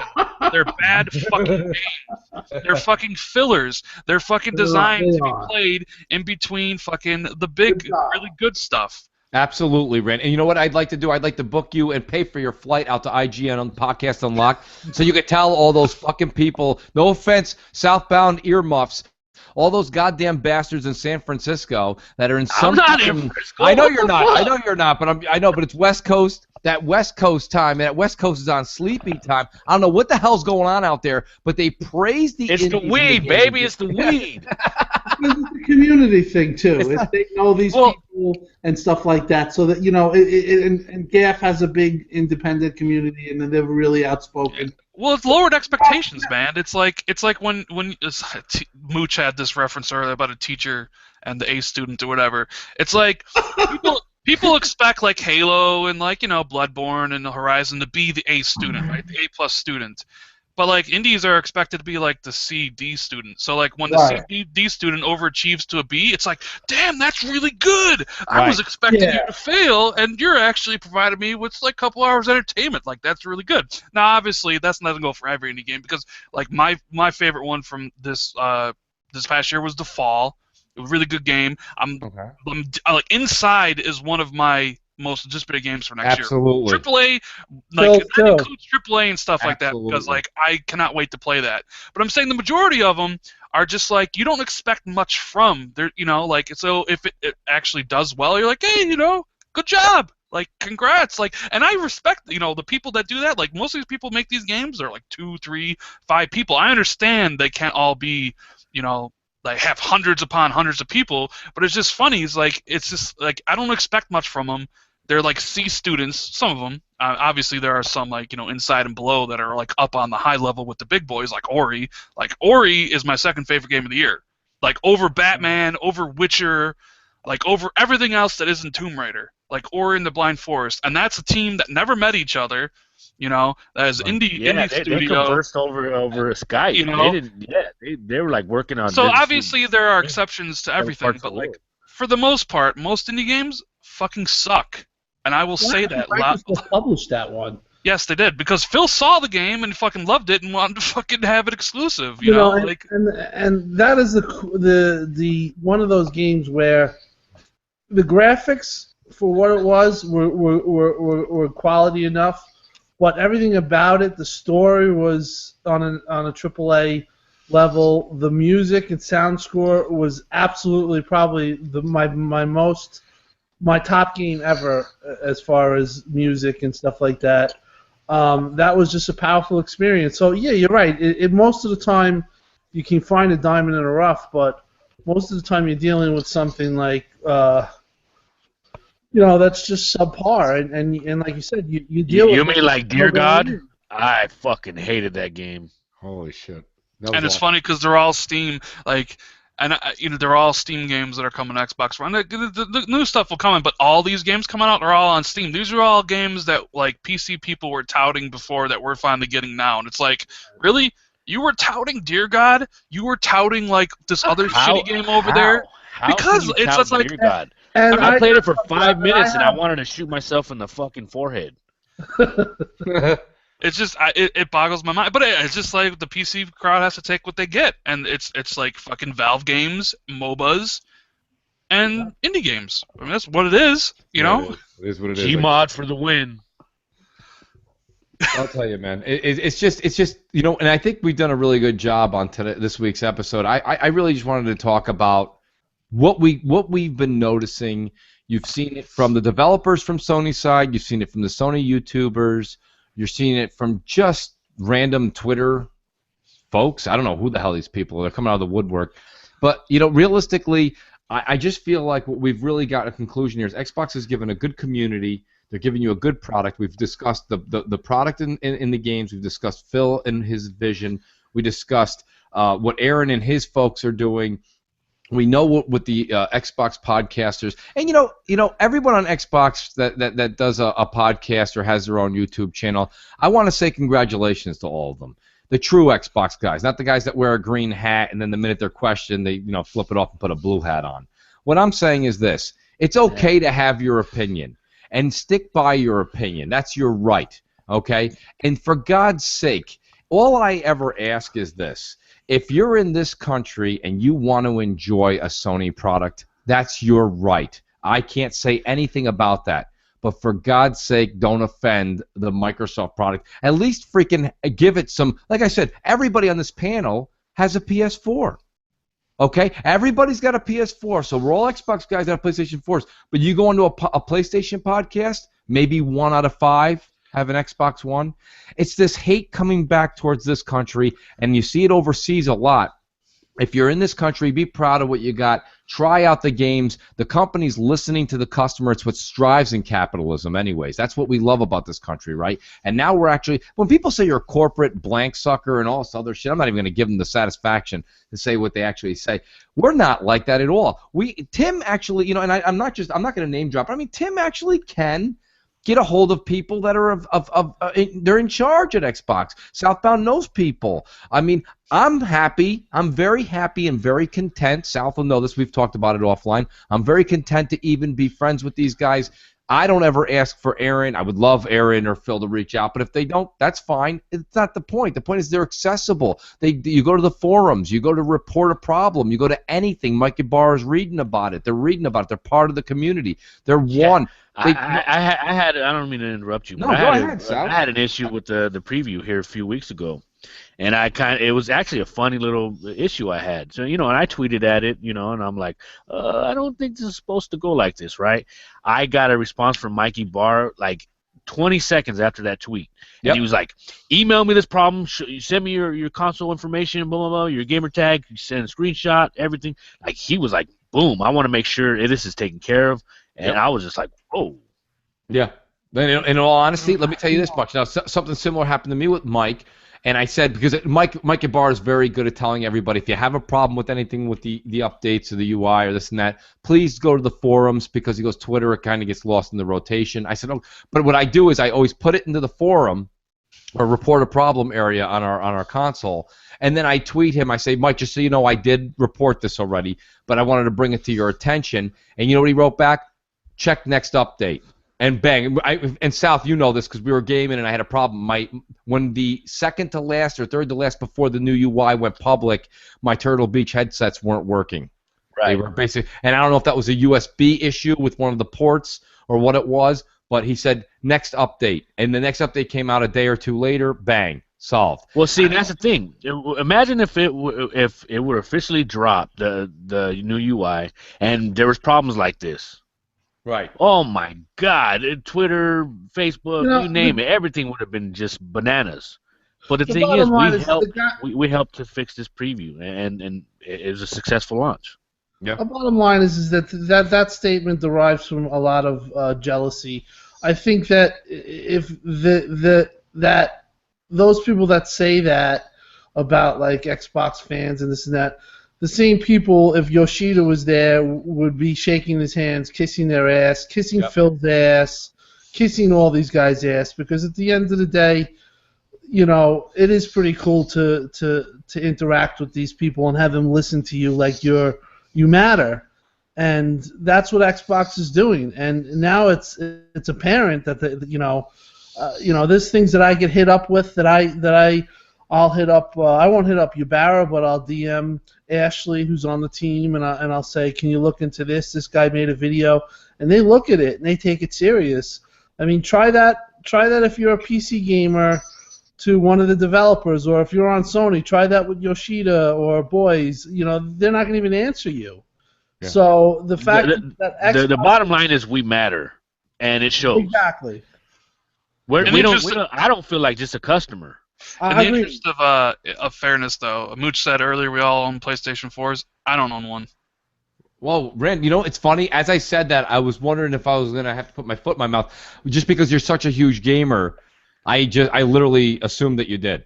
I'm going to get one eventually, but, going for... No, listen. But you're not against it. That's the problem. You said, I'm going to get one. Listen, Rand, when you do... Look, I don't ever get a PS4. It's the devil. $722. Rand, when you do get it, do me a favor. Please recommend a game for me to play on it. Because I'm waiting patiently. Aren't the games people recommend to play are old PS3 remasters, aren't they? Yes, I'm supposed to be playing God of War 3 this holiday, Uncharted Collection, and I'm looking forward to playing The Last of Us again. Well, see, for me, it's fine because I didn't own a PS3. Because, trying to get a million gamer score and playing all the Xbox games, there just wouldn't be... there's no use for me to have a PlayStation, realistically, because, I wouldn't use it, Like, Right. I already have all the games and all I need right here. Now, that's to say, I am a gamer, and, so eventually I will get a PS4, and I will play all those PS3 games. I've never played them, so... Well, there you go. Rand just single-handedly debunked that asshole from Naughty Dog, Neil Druckmann's claim, because remember he said his quote was 80% of people on PS4 haven't experienced the Uncharted collection. Well, unless you have an Xbox 360, Xbox One gamer score of 1 million, you're full of shit. Because, okay, we all played those fucking games on PS3, and we're all playing them again for the second holiday. Thank you, Neil Druckmann. When did he say that? He said it a while ago. He said 80. The reason we're putting out the Uncharted collection. The reason why they're putting it out is because they were fucking late on delivering in the holiday, and then they start partying it out. Well, yeah, because there's no way if Uncharted 4 was coming out in November that they'd release the Uncharted collection in fucking October. It was clearly a stopgap fucking solution. It's like, we have to delay Uncharted. Well, fucking remaster the old ones and throw it in there. Otherwise, it wouldn't be there. How long did that take? It only took, about 3 months for them to do it? Yeah, they announced it. They had 6 months, right? It was less than 6 months. I mean, it was 6 months. I remember it was in March, and I remember when the news came up that Uncharted was delayed. I was talking about it on Twitter. I'm like, they have to have a stopgap. What is it going to be? And we actually said it was going to be the Uncharted collection. So didn't they? Wait, well, we were given shit about them only having one exclusive, Uncharted, but I believe didn't Beyond Two Souls just come out again 2 days ago? yeah. So my bad. They have another one. It's Beyond Two Souls. And then they have another one too. They're just going to the PS. I mean, think of this goes back to Mooch's whole thing. Imagine if the shoe was on the other foot. Oh, forget it. Imagine if Sony had all the games. Imagine if Sony had Uncharted and Tomb Raider and all the exclusives, and Microsoft only gave us the big game was Gears Ultimate. Can you imagine how much shit people rain down on Microsoft if that was the case? It would just be... NeoGAF would fucking pile on. There'd be articles on IGN and Destructoid and all this shit about how Microsoft is clearly getting out of the game industry because they don't have any games. We've been getting out of the game industry. But Sony does it, and it's just whatever. It's it's whatever. Yeah. No seconds. Let's ask Shannon. No, you know what? When I seen that, when they brought out their little bundle and it had the Uncharted collection and all these, remasters, and they're like, yeah, these Xbox are dead. I was like, but it goes. Wait a minute! You just put up a fucking catalog PS3. But it goes to Mooch's whole media bias thing. That is bias right there, because if the shoe was on the other foot, it'd be on fucking 100% everywhere. Amen. Amen. The brand is fucking slammed the dunk 5 times today. He's the all-star. It really is unbelievable. You can't. There's no way we would have been able to go. Even if we had Gears of War 1, 2, no way we would have been able to make it. Hey, I do have to bring up a point. Truth Hurts is in the chat. He did bring up America's console doesn't have America's pastime, and that is a soft spot. It really is. Listen. Now, South. Me and you and Tim. We talked about this. I'm a huge baseball fan. We're all baseball fans. I'm a huge baseball fan. I got news for you. I bought the 2013 year version on PS3 of the show. I literally almost fell asleep and fell on the floor playing it. I can't stand playing a baseball game on a console. It's so boring. It's so goddamn boring. I want a baseball game for Xbox. I want a baseball game. I really do. Guys, really, let's be realistic here. You can't tell me that you want to put a lot of time. I love baseball. I watch 160 of 162 Met games. It's an old engine that they're using that they just keep reusing with the show. But I want a baseball game. The problem is nobody's going to make it, and Phil's not going to put money into something that might not sell because it's not going to sell. It's just bottom line, it's going to cost too much. And as much as I would love for them to take that gamble and just blow their load, vote on it. Wait a minute. Does anybody know how the show does on PlayStation? I bet you it doesn't do well. It basically goes even. They even out. No, they do well. They don't do great, but they do start. They make profit. But they have it built in though. They built it in since. They have their engine already set up. So it's the same game every year. I mean, the production, same thing with Madden. Like it's just roster update. The shit's already built. They have nothing in place. And the game when they used to have EA game that went up against it flopped badly. So Xbox is going to make an exclusive baseball game to it. It's just one of those things that you're going to have to chalk up. But is it really going to sway buyers? Are we sure? Definitely not. No, but as an Xbox fan, as that my main console, I wish I had the option to buy a baseball game. A legit MLB sim, baseball sim. Are we sure Truth Hurts isn't Techno Fabulous? It's not Techno Fabulous. Funny. That's low. That's low. No, let's just honestly though. We do. Rand and everyone made a great point. Let's pretend that this was Xbox. What kind of headlines would you get from that piece of shit trash outlet VideoGamer.com? I could see it now. Xbox leaves kids home alone at Christmas Day, and like a Phil Spencer or somebody crying, like a horrible thing. With Sony, there's nothing. Nobody's calling them out. There's not been one article that said this is bullshit. And how many articles would you have if this was switched around? Let's be honest. Anybody that's being honest right now knows Microsoft would be getting killed. If this was supposed to be as good as it is for Sony, like the media's making it, why Jack Tretton leave when PS4 is doing so well? You know why? There's nothing coming. He knew that. He left. I want the fuck out. There's nothing coming. When you watch, I'm telling you right now, everybody, you're bored after this, go check out the Jeff Keighley interview with Jack Tretton after the 2013 E3. And Jeff Keighley couldn't have been more on his nuts. He's like, Jack, you killed it. Why didn't you drop the mic? And Jack was like, I think he was looking left and right when the kid was talking to him, and he's like, I'll be honest with you. He's like, yeah, shut up, kid. Take it easy. Basically, what Jack Tretton's saying, if you watch his faces, I know it's coming down the pipe, and it's nothing. So I don't know why everyone's excited, but thank you. Thank you very much. Like, there's nothing. Since the 2013 E3, what, if you're a Sony fan, are you excited about? Bloodborne? Stop it already. Just stop it already. Darksiders 2 came out remastered. Darksiders 3 is coming out with the marketing rights for Xbox One. Just stop it with that trash. That's already done. What else are we talking about? What do they have? Infamous? Nobody even, if you even say Infamous, to be like, did that come out yet? Oh yeah, that's right, I played it last year. That's already gone. Nobody cares. Until Dawn was 5 hours. The Order was 5 hours with just linear play. Nothing. God, the Order was probably one of the worst games I ever played. It's terrible. I couldn't get past, like, it was the second or third mission. You want to know? Forget this. What's even funnier is for their Black Friday sales on the PlayStation, PSN. It's like $10, right? They're selling the Order for $10. A $60 game came out in March.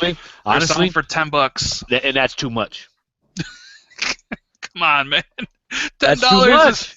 This is too fucking much. Like, even for a gamer score whore like you, if I was a trophy fiend, I was like, fuck that. I'll wait till it goes $5. $5, man. Listen, Randall. I will loan you my PlayStation 4 with that stupid game, and you play 2 missions of it, and you tell me what you think.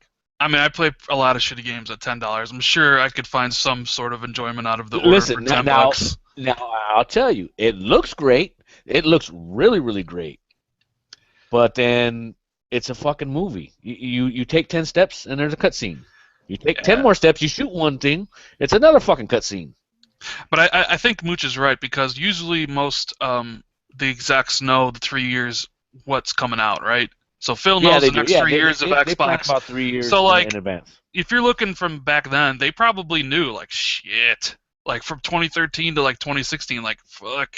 Like, it's going to be bare bones. What are we going to do? But the problem is that they don't really care, because they got 30 million consoles out in the wild, so they're like, well, at least, hey, if we keep bringing in bullshit and they're still buying it up.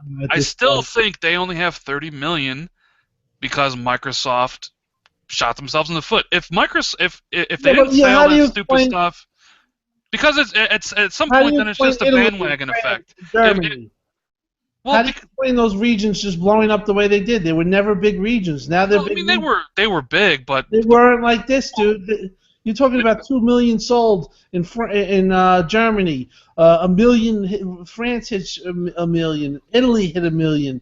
I mean, they didn't come close to that last year. Well, I mean, Microsoft didn't really even bother competing in Europe. I mean, half the countries did. Microsoft knows brand recognition. They're not going to sell a million. That's the big reason why you're getting a crooked number, from Sony, is because globally, in the right places in Europe, it blew up. It took UK, it took Italy, it took France, it took Germany. Those are huge. Those are huge amount of population. I still think it's started buying. Because remember when Microsoft labeled US and UK Tier 1 and then everybody else Tier 2 and Tier 3?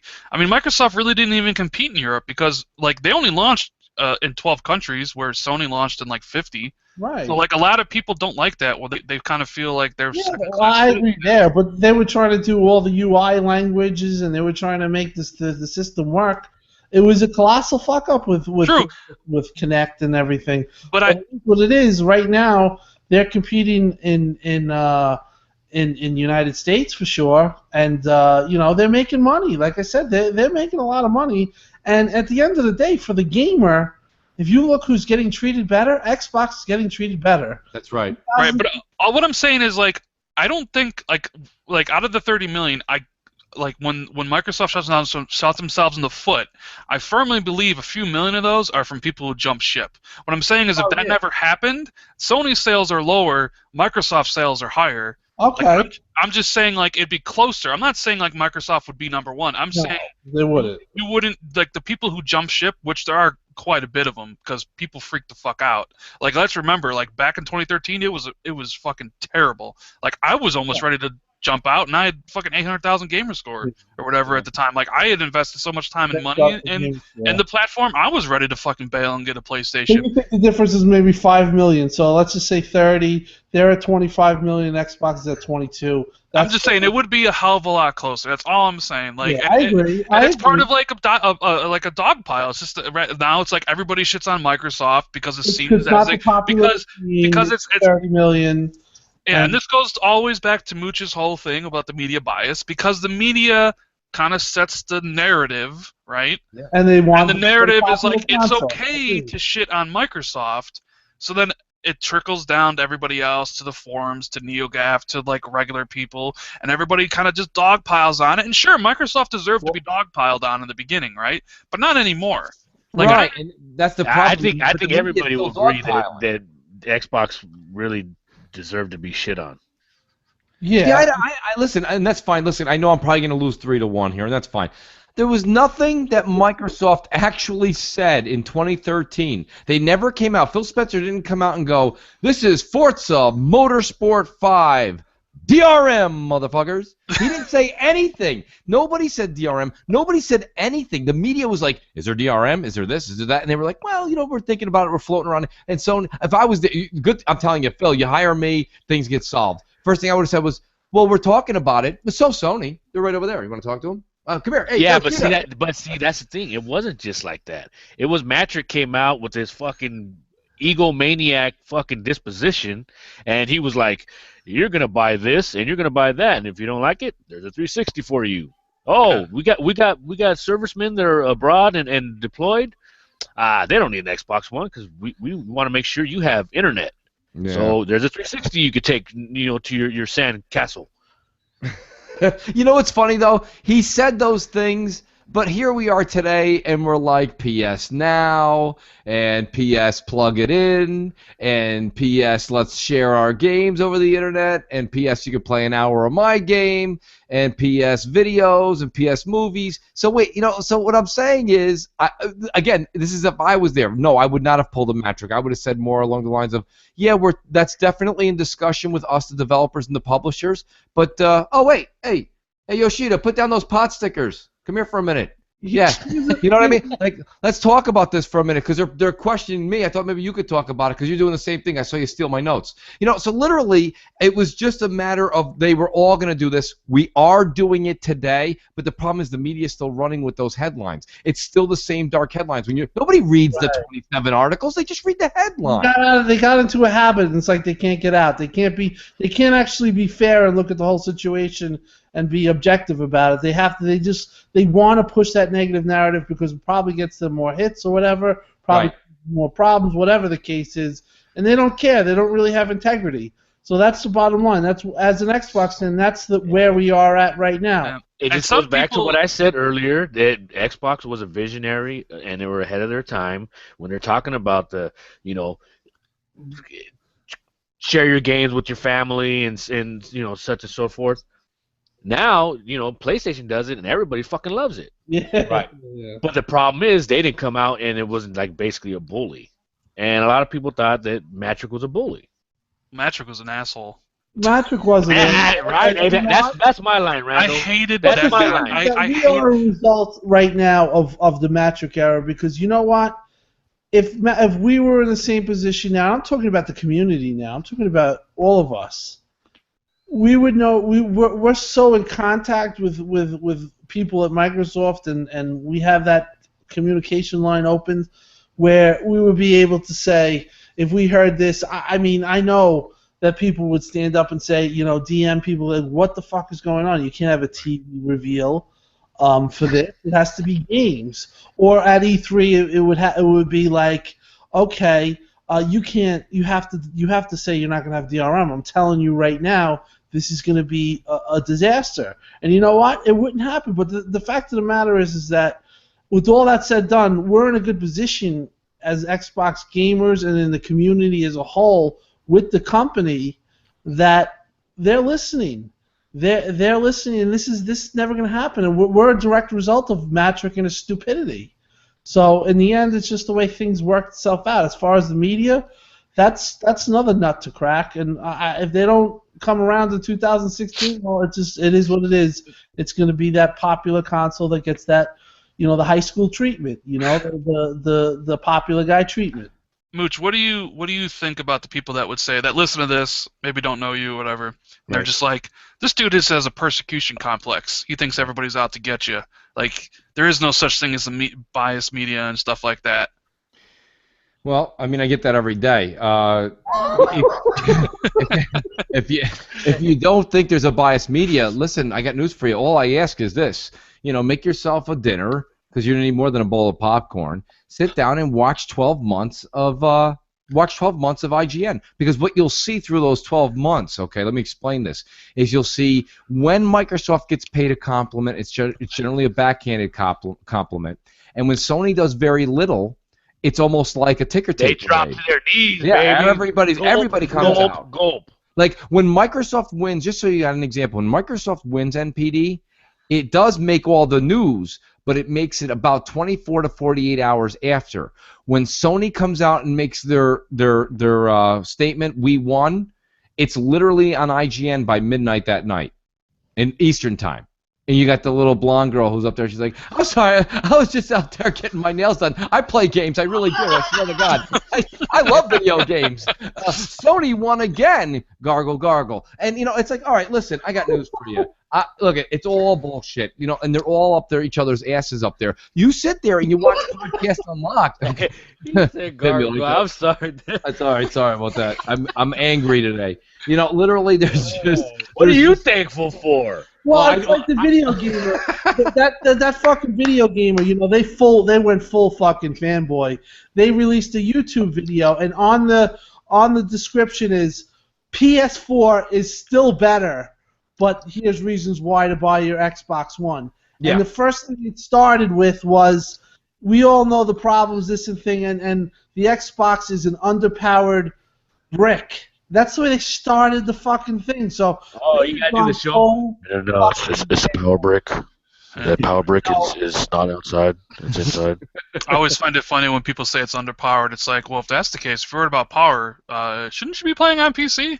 Yeah. If you want to talk But power, why are you fucking telling me about this fucking 8-bit fucking Wonder game or soccer cars? Like it's and soccer cars is, and I even call it soccer cars. it's the new thing. Right? Hey, you know what? 80% really of people call it soccer cars. I bet you they went out and bought a fucking trademark for that. Dude, but it's not just soccer cars. It's ice hockey cars now because they came out with the ice hockey. Right, thing. but the thing Absolutely. is that when that was a good thing. I'll give credit to Mooch. That was like way too much, that hype for that game, because I played Mooch, that you should have trademarked that. I'm telling you. and I was just like, what the fuck is going on here? Here was the thing. I got a lot of hate the first couple months on Twitter that said basically, Mooch, you're out of your mind. Okay, it's a fun game. Leave it at that. Okay, you know what? That's fine. I still kept my stance. I never reneged from my stance. Here we are 6, 7, 8 months later, and it's not going to end. You can tell the platform has nothing to give you when we're still talking about on Halloween they gave a DeLorean. Now they're putting an ice rink. Next week you get studded tires. It's an indie game, and you bang a ball into an empty net. This is next generation. This is what your $400 went to, your precious $400. Everybody makes such a big deal about the dollar bill, too. And this is one of the arguments I have, Rand, all the time, is that when you're talking about dollars for dollars, or what you get for your American buck, okay, you don't get shit on the PS4. You've got no games. You've got indie titles. What is it you're getting? What are the features? What differentiates the PS4 from the PS3 UI? Tell me, because I own one. Tell me. I still have to scroll up, and then it looks exactly like a PS3. The Xbox One, yes, it had I actually got very used to the original way that it was out of the box. The new UI is amazing, and what we're going to get in the next year or two is still going to redefine what we have currently. You're constantly getting a new UI. You're getting new features, backwards compatibility. Mike Ibarra is on record saying he's got 2 more announcements to make, not necessarily in a row, not necessarily at this E3, so I'm not putting any words in his mouth. He said, I have 2 more announcements to make that are of the same caliber as backwards compatibility.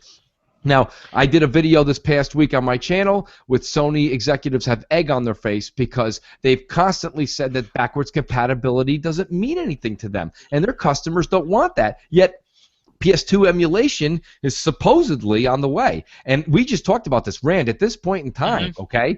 At this point in time, a PlayStation 2 game is no different than Super Meat Boy, okay? So you can't tell me, nobody wants to play a PS2 game. You want to play Grand Theft Auto Vice City? Listen, there is a few people that want it. Just like there's really not, I mean, there's a few people that want backwards compatibility on the Xbox. Southbound, there's a few people in jail that like to drop the soap. That doesn't mean shit, okay? That doesn't mean shit. What I'm trying to say to you is... Well, if I was in jail, I want them to be my cellies. Put it that way. You know what I mean? Like, literally, it's all about... Like, listen, we live in a world of absolutes. So whenever I say anything, and you know what? I applaud Southbound. Thank you for bringing that up, because that's something else that this is part of that part where I said the Sony fanboys are the true evil. No matter what you say, they're like, well, that's not true, Mooch. My great aunt loves that. Well, no shit, somebody likes it. Somebody likes everything in this fucking world. That we're all different. We're all different people. But when you're talking about putting a product out there for sale, to be successful, it has to be one that the masses like. And right now, we all have between 20, 50, and some hardcore people, 150, 360 games and PS3 games. But guess what? Nobody has a fucking PS2 game, and you can't even buy PS2 games at GameStop anywhere. You got to go to your local mom and pop and pray to God that on the back it doesn't have a fucking a Satan statue sketched into the back of the disc. Like, everything is just all fucked up. Who's buying a PS2 game? Listen. The disc isn't even going to work. It's another ploy by Sony to get you to buy the game again. They are money hungry. The lights aren't even on. They're having problems. You know, I mean, it goes on and on. It really goes on and on. But yet, the media, what did the media do? The media didn't come out and say, if it was Xbox and Xbox was like, only OG Xbox games, they'd be like, hi, this is Naomi Kyle for IGN. Today, Microsoft announced that they're going to release all OG Xbox games on backwards compatibility. However, kind of funny, we went around today in the studio and we only found 4 discs that were actually still remaining. Then we went out in town and we looked at all the used game stores and we only found like 6 other games. So thanks, Microsoft, but no thanks. That's what the article would have read, or the show would have been on the fix. Now this one here, PS2 does they do backwards compatibility with PS2, and they're like, I've been waiting my whole life for this. How about you, Destin? Well, hold on. Let me put my PS4 controller down from Destiny, and I'll explain it a little bit further. This is what's happening. It's a bias, and I can't My show is only getting a couple hundred people. I can't keep up with IGN. If somebody wants to put me on the air, I'm more than welcome to talk about it. But to be honest with you, there's nobody giving Xbox their rightly so due. Nobody's giving their due. Nobody gives them any credit. Microsoft lit the stage on fire at E3. Sony comes out, shows The Last Guardian, a 9-year-old clip. There's people fainting in the fucking aisles like Michael Jackson came back from the grave. It's insane. Like, people were fainting. I mean, it was insane. How do you keep up with this kind of ridiculousness that is the Sony brand, this nostalgia that's all fake? It's just fake. Everything is fake. I said it to Tim Dog before E3 came out this year. I said, all they're going to do is put CGIs or pictures of a game coming, have a dev come out, talk about it, and then if it comes out, it comes out. How can me or you, Rand, sit here and say if Sony's full of shit or not? If a developer comes out and, hi, I'm Mooch Stolpinski, and I play for NYC Games, and we're going to be coming out with this, and then they show a CGI, something that looks really good, and then I get on the air and I go, that's full of shit. Mooch, how do you know? Who are you? That's the dev. The dev came out and said he's making it. No, go ahead, Tim. I'm sweating over here. No, I love you, Mooch. I'm just reading a lot of the. Yeah. It seems like Xbox really did have a good Black Friday. I'm reading actually NeoGAF right now.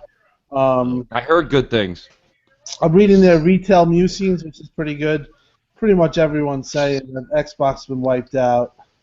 Hey, that's what I keep hearing. That Xbox is wiped out. Well, this goes all the way back, Mooch, to what I said before about smoke and mirrors and Sony, right? Right. Like, they live on debuting games way earlier than they should, right? To get people, like, for instance, their past E3. Like, I thought Microsoft had their best E3 in a long time, right? Like, backwards compatibility, the games they sold, like, one of the best, especially, like, when you compare it to the Matric era, which was, like, every single one was worse than the other, you know? Right.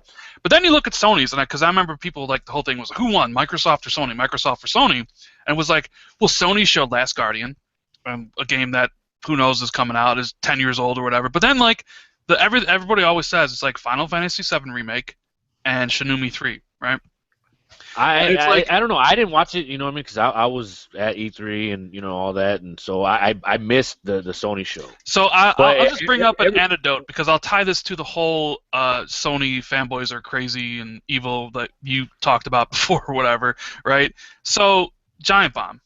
I love Giant Bomb, right? I think some people here don't like them, but I love Giant Bomb. So I watched both press conferences with them, right? So like we're live so that you can see their reactions, stuff like that. They talk about stuff. And so they were pretty high on Microsoft. They liked it. They all were the backwards compatibility, stuff like that, right? So they watched Sony's and they were not blown away by Sony's at all. Like they were just like, Shenmue, whatever, like why is it a Kickstarter? Can Sony not fund that game? Like, what's going on with, like, that's weird. They're like, Final Fantasy VII Remake, people have been asking for whatever. They were just kind of, like, looked at it with, like, and they're like, well, when's that game even coming out? Like, 2017? Like, 2018? Way far in the future. And the Sony fanboys got on Giant Bomb because they weren't excited for those announcements. Like, you're not a true gamer if you're not excited for the announcements of Final Fantasy VII Remake and Shenmue 3. Which I just found utterly ridiculous. Like, you didn't fucking scream and yell enough like the guys on game trailers did. Like, you're pathetic. And I'm just like, what the hell? Like, how is that even a thing? Like, so, because I'm jaded to a certain extent. So I see, like, Final Fantasy VII Remake, I look at, like, okay, well, that trailer is cool, but I don't get excited over trailers. Like, I want to see gameplay. Like, I want to see what I'm going to be doing. I need to know when this game is coming out. Like, it ain't coming out for 3 years. Why the hell should I be excited about it? Right?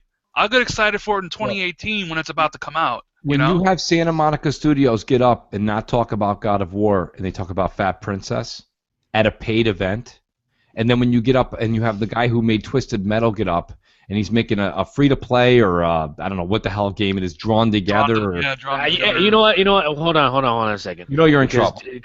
Yeah, listen, David Jaffe is a really good dude, and I really like him. I have a lot of respect for him, and Drawn Together is actually a pretty good game. Even though it is a free-to-play, it's a really good game. Listen, all I'm going to say is this, South. I'm going to say one thing and one thing only. That's fine. I have nothing against him. I always want to say one thing. If we're going to sit here and say Drawn Together is a good free-to-play game, then Fable Legends should fucking knock your teeth out. Okay, because people keep shitting on Fable Legends. It's free to play. How good could it be? Fuck that. Fuck you. You know, and it's like, what? What the hell's going on? It's a fucking AAA studio doing this shit. All of a sudden, you got drawn together. By the way, I will say one thing. I watched the behind the scenes of Jaffrey and his setup. I saw Lion King Studios. It's a fucking empire. It's a goddamn castle they work in. They showed Jaffrey. He's on the 14th floor in a fucking Boston mini fucking suite. It's a brick thing. He's got a fucking commercial Mr. Coffee pot in the corner, and they're working off of 2 computers. It's not the same thing. Well, because he's an indie guy now. He's not at Santa Monica Studios. He's not making God of War anymore. He's doing an indie thing. So, and that's what I said. I have. But do you see how a soft spot? No, but I have a soft spot in my heart for people like that. Oh, absolutely. They go from AAA making the fucking biggest games in the business. Into doing something where they're actually, you know, they're not a fucking clone. Yeah, but they're not, you know what I mean? They're not trying to do the same shit over and over. But the media praises Joffrey and his attempts and a Sony exclusive going that's free to play. And then you have Microsoft with $3 billion behind Lionhead, and they're like, the problem again with Fable Legends was it came out. I mean, when they first announced it, it was they wanted a subscription. Remember? I don't remember that, but I believe they wanted a subscription, so that's what put a lot of people down on it. Oh, okay. And then they announced, it's free to play. Then by that time, it was already tarnished. Yeah, but again, Elder Scrolls has a subscription, and people are like, "Sign me up." You know what I mean? Before you go. Everyone's fucking excited about Elder Scrolls, and then you got Fable Legends comes out. Okay, even if it's signed up. See, I'm a firm believer in when you pay for something, you actually get a service. You're getting something for your payment. That's why when there's a lot of YouTubers that keep saying Xbox Live should be free, to be honest with you, at this point in time, to say that $39.99 for the year. If that's what I'm complaining about, listen, the next time you're at the gas station and a guy who's got a decked-out Escalade is complaining about the gas price, run up as fast as you can and kick him in the shin and get in your car and take off. You can't buy an $80,000 car and complain about $3.23 in gas, okay? Same thing goes here. You can't $3.23? You're obviously not in California. Shit, no, like come back. $3.90. Oh, well, all right, whatever. $3.33, $3.90. You can even complain at $5 a gallon if you had an Escalade that's tricked out. What I'm trying to say is this: these people, when I'm getting the service I'm getting from Xbox, the service maybe goes down 1.5 times in 12 months. I have no issues. When it kicks right back on. It's not down for days. There's no scheduled maintenance. We get hacked less, or whatever the hell's the problem. For $39.99, I feel like I'm getting a service. Does that mean that the PC guys are getting one up on me? Maybe they are, but I like what I'm getting in my Xbox Live. Not to mention, they did a little study. Shout out to Bella who did quote this to me, but I did see it on Twitter as well. We're getting somewhere in the vicinity. I'm not saying the games are all your cup of tea. We just spoke tonight that it's not our cup of tea on the panel here, but we got around $968 worth of games on Games with Gold if you're a Gold member. Listen, you like the games, you don't, you're this, you're that, I like indies, I don't, who gives a shit? My point is you're also getting that included as well. You know, so you're getting, and now you're getting 4 games a month because you're getting 2 back compat and you're getting 2 Xbox One games. You're getting that plus the great service. For $39.99, you can't complain. That's my point. That's my point with that. Now, subscription-based Fable Legends, I don't know. I mean, it's debatable. I'm not even a huge Fable guy. But if someone said to me that I had to pay $10 a month or $5 a month or whatever it was going to be, you know, I mean, if it's that good and that's what you like, you're getting something for it, right? Don't the WoW people, the World of Warcraft, those people pay something, don't they? Yeah, they pay. That monthly or yearly? World of Warcraft is like $15 a month. And they're tickled pink. Those you go up there and you make fun of a WoW guy, don't point your finger, he'll eat it. They're rabid dogs. They love that fucking game. You know what I mean? They'll pay double. They don't give a shit. I know that it's in decline right now, but it's had a, 10, 12-year run. You know, I mean, give it credit where it's due. So, I mean, I've never been anti when I'm getting a service. Now, if they want to go ahead and make it free for cross-platform so everyone gives it a chance, hats off. That means I'm going to try it out. I probably wouldn't have done it if it was subscription-based because Fable's just not my thing. But it's certainly my thing at a free membership. You know, I'll give it a chance. You know, I even tried Neverwinter. Neverwinter wasn't for me. It's not my thing. It definitely wasn't my cup of tea. You know, but I know people that spend like $1,000 on so Neverwinter. So do I. They love it. They love it to death, and they love Smite. I know people that won't stop playing Smite, but that's just not my thing. I wish it was, but it's not. You know, but again, I'm not going to sit here and ridicule those people. I think that's just their wheelhouse. Any more subjects we want to talk about before? Like, I literally have to go drink a gallon of water after this podcast. So, no, the only reason I brought up that the dungeon or what? It ain't a man cave, it's the man dungeon. It's the man dungeon. The only reason I brought up that Giant Bomb thing was because I don't really see Xbox, like, you like what you like and people like what they like, but I don't really see Xbox people going like, you're not hyped for Tomb Raider, then nobody should listen to you and you're garbage, right? Like, hey, man, people like what they like if they don't like Tomb Raider. But PlayStation fanboys were literally on, like, calling out Giant Bomb, like, you weren't excited for those games? How do you call yourself a gamer? Nobody should listen to you anymore. It's like, come on now. You know? Like, it was, like, embarrassing. What it is you got these fucking jerk-offs and sitting behind their computer desk, you know, virgins, and worrying too much about a game that's not coming out for 2 years, and they want to be hyped more than it's realistically possible. Well, I mean, like you said, they don't really have a lot on the way, so it's funny to hear I love listening to the PlayStation fanboys and their list of games that are coming out. They're always great. There are games that aren't even coming out next year. They got games that are coming out like 2, 3, like Horizon Event Zero, whatever the fuck that thing's called. Zero Events. That's what it should have been called, Horizon Zero Events. It's really going to be nothing. That can't be coming out next year. We knew Uncharted 4 was going to be coming out by one of their better studios. It's been pushed back twice, and we knew that it was being run on a PC the last time it was being played at E3. So this was not even shown. You know how they usually have somebody standing up on stage holding a PS4 or an Xbox One controller when they're playing it on the system? When Event Horizon came on, they just literally they just went to a dark screen and they played the clip. And they're like, oh no, it's being played here. I swear to God. Look at Sean Layden's Magic Christmas sweater he's wearing. No. All right, it was nothing there that resembled the PS4. They had no controller or a guy playing it. That's not coming out next year. The Last Guardian, we're going to be lucky if we see it in 2017 because they showed us a clip from 9 years ago. You can't get on stage and say coming soon and it was a clip from 9 years ago. That means you have something you've done. Like anybody that works anywhere, when your boss comes up and goes, let me see, what's your progress? Where's your progress?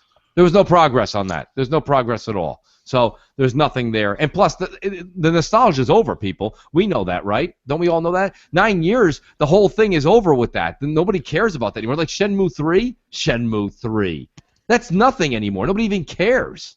You know? Well, see, I think that goes back to my point with I didn't watch the Sony press briefing or whatever.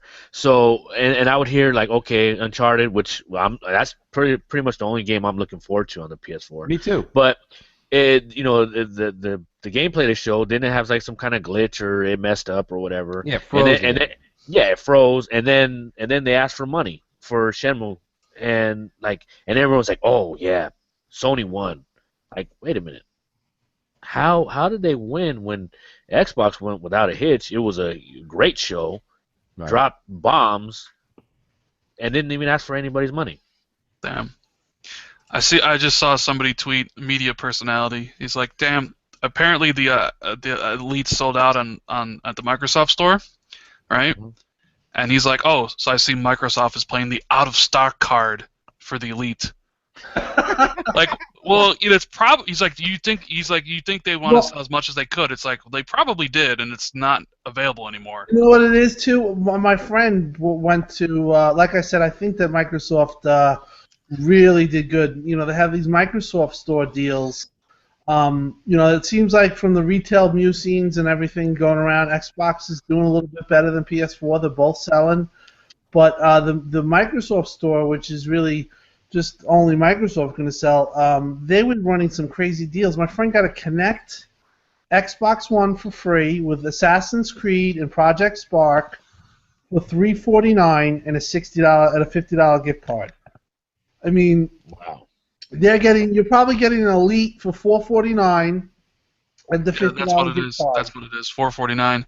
But this dude's in the media, and he's like, they're playing the out of stock card. Like, yeah. Probably because they don't have any more to sell. Gee, it's Black fucking Friday. What does he expect? Swear to God, most people in the media, they don't understand how businesses work. They think like they're thinking Microsoft is intentionally holding back stuff to like generate some sort of like demand for it. It's like no, like any company in their that knows what they're doing, they're gonna sell as much as they can make. Like, like it's the fucking Elmo doll a few Jesus years ago. Christ. Anything Elite has been selling out since fucking it's been launched since Halo, and you cannot find this thing. You went up today on Best Buy or whatever, or one of the sites, for 5 minutes, and it sold out. Yeah, and the PlayStation fanboys are buying the Elite now to use it because the DS4 is a garbage controller. Right, and you could use that converter. Yeah, and it lasts about as long as a version too. Wait a minute, you can use the Elite controller on the If you get the if you get the Chrono Max, you can use it. Yeah. It's it's once again that it's something that you would have to get third party, but it's not official. So you'll see Sony fanboys buy the Xbox One Elite to use on their system, but you won't see an Xbox fanboy buy a fucking DS4 to use on the Xbox One because why? That controller is a piece of trash, and it's always been a piece of trash. The DS controllers have always been subpar. Well, this one was better. Well, okay, but it's like, so you're saying like instead of diarrhea shit, you got regular shit. Well, it's better. At least it's not diarrhea. Like, whatever. It's still a shitty controller, and it has always been a shitty controller. It really is, and we're talking about ergonomics, human factors. You just hold the thing, and your knuckles, like your thumb knuckles, it doesn't feel right. It's almost like if someone said, here, I want you to type a 25-page letter, and you put the keyboard right up next to your chest at your desk, and you're sitting there, and your both thumbs are crouched on the space bar. It's just not comfortable, and you can't tell me you want a game like that for a couple of hours, and it's just not ergonomically right. It's not set right for shooters. It's just not. It just feels wrong to me. It just does not. It feels so foreign. It's like me going to Europe and driving on the other side of the road. It just. Well, you know what? Randy asked me a question. What's with the media bias? Give me another example. I'll give you an example. Before this generation came out, they did the comparisons on everything, the paint that was on there, everything. And one of the comparisons was the controller. Which one is better? And I loved how every single one ended. Here's how they ended. Well, I've got to give it to the DualShock 4 as the winner of the next generation console controller because, well, they just made such an improvement over the DualShock 3. Now wait a minute. That's not what the fuck the question was. The question was, which one is better of the two, not which one superseded the last.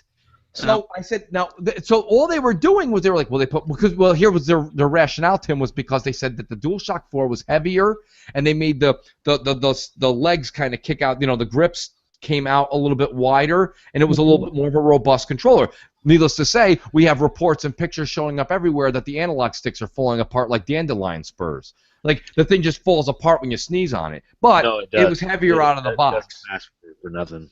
You know what I mean? So the Xbox One. If you play it for 3 or 4 hours, the battery's dead. I'm getting like 30 hours, 25 hours out of the battery life on my Xbox One controller, and the PS4 controller is rumored to be at 3.5. Yeah, it's really bad. The fuck is that? And they give you a 3-foot cord with it. So just in case you have a beautiful room and you're watching your fucking game, you're playing your game from like 12 feet away, like the normal distance for a 60, 70-inch screen. No, now you got to go sit up there on a fucking kid's stool. Your controller plugged in and look up at it like you're in the front row of a movie theater. Get the fuck out of here. More Sony bullshit. You know what I mean? It's more Sony bullshit. But the media's all right with it, right, Tim? The media's good with it. That's cool. No, I like sitting up next to I love sitting 4 inches from my 70-inch television with my monocle in.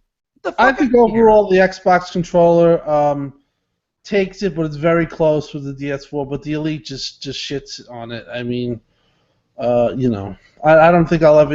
Even the Lunar shits on the Xbox. Hey, that Lunar though, oh my god, that thing is amazing. They should make that grip is really makes a difference. I go from my day one controller, and grab it and how creakly it feels. Like it feels like an 80-year-old man with fucking arthritis. And then I grab the Lunar and it's more robust and feels better. And then you just grab that Elite and you're like, oh, okay. This is where it's I'm at. still pissed Amazon canceled my Elite order. Yeah, oh hell yeah, I'd been pissed too. I want my Elite, and I can't get one because they're fucking sold out everywhere. At least I have the Lunar though, so I guess hope is not all lost. It's a good second. I'll tell you that. I'm getting my. I love how my computer's telling me my internet connection, which is fantastic, is like, well, you're having technical difficulties. So with that, I'm going to wrap up this podcast. If you guys don't mind, I'm sure we have gaming and family that forgot about us by now. That's good. I forgot about them. I want to say anybody. First of all, shout out to everybody on the panel here. So South, Tim, Rand, any plugs you guys would like to make before we leave? as always, look Thank out you, for Mondays on Matthew. our podcast. The Xbox Roundtable podcast, Monday nights. Be there. Tim Or Dog, Reese same. Ware. Yes. Rand, anything Tim to Dog, plug? Randall, myself, I Jeremy. mean, I'm also a member of the Xbox Roundtable, so if you Nice. guys would like to Great. check I that love out, it. Monday, It's a late night show, but still good. yep, 10:30 p.m. Absolutely. Eastern, or no, Western. I should have a few more videos out this weekend. As you can tell, I'm heated. So while I'm heated, that's sometimes when your artistic ability comes just oozing out of your pores. So I'm going to throw some videos out this weekend. Don't forget to check out BGST, Big Gamer Small Talk, Sunday at 7 p.m. I'm not sure, but I believe it is on Crap Gamer's channel. I want to thank everybody. Everybody hung in here for over 2 hours. I think it was a hell of a show. Now I'm working a couple of things out for next week with a couple of special guests. We'll see if we can get them on. It's been my own fault, actually, because they've actually said yes to a few, but I just was unable to make it last Friday. So we'll try and reschedule that and get a couple of big YouTube personalities on here, see what we can do, and really put them in the crossfire. I'm going to ask them some direct questions because these guys that are coming on, they're great guys. They're straightforward. But on this show, just like Rand was doing to me tonight and I was doing back to the panel, we've got to get the questions out there and we got to see what someone's true opinion is. Enough of the politically correct bullshit. So thank you for joining in on the Crossfire podcast. We'll catch you next week, 6 p.m. Eastern Time on the Mooch 78's channel. Good night, everybody. Peace out.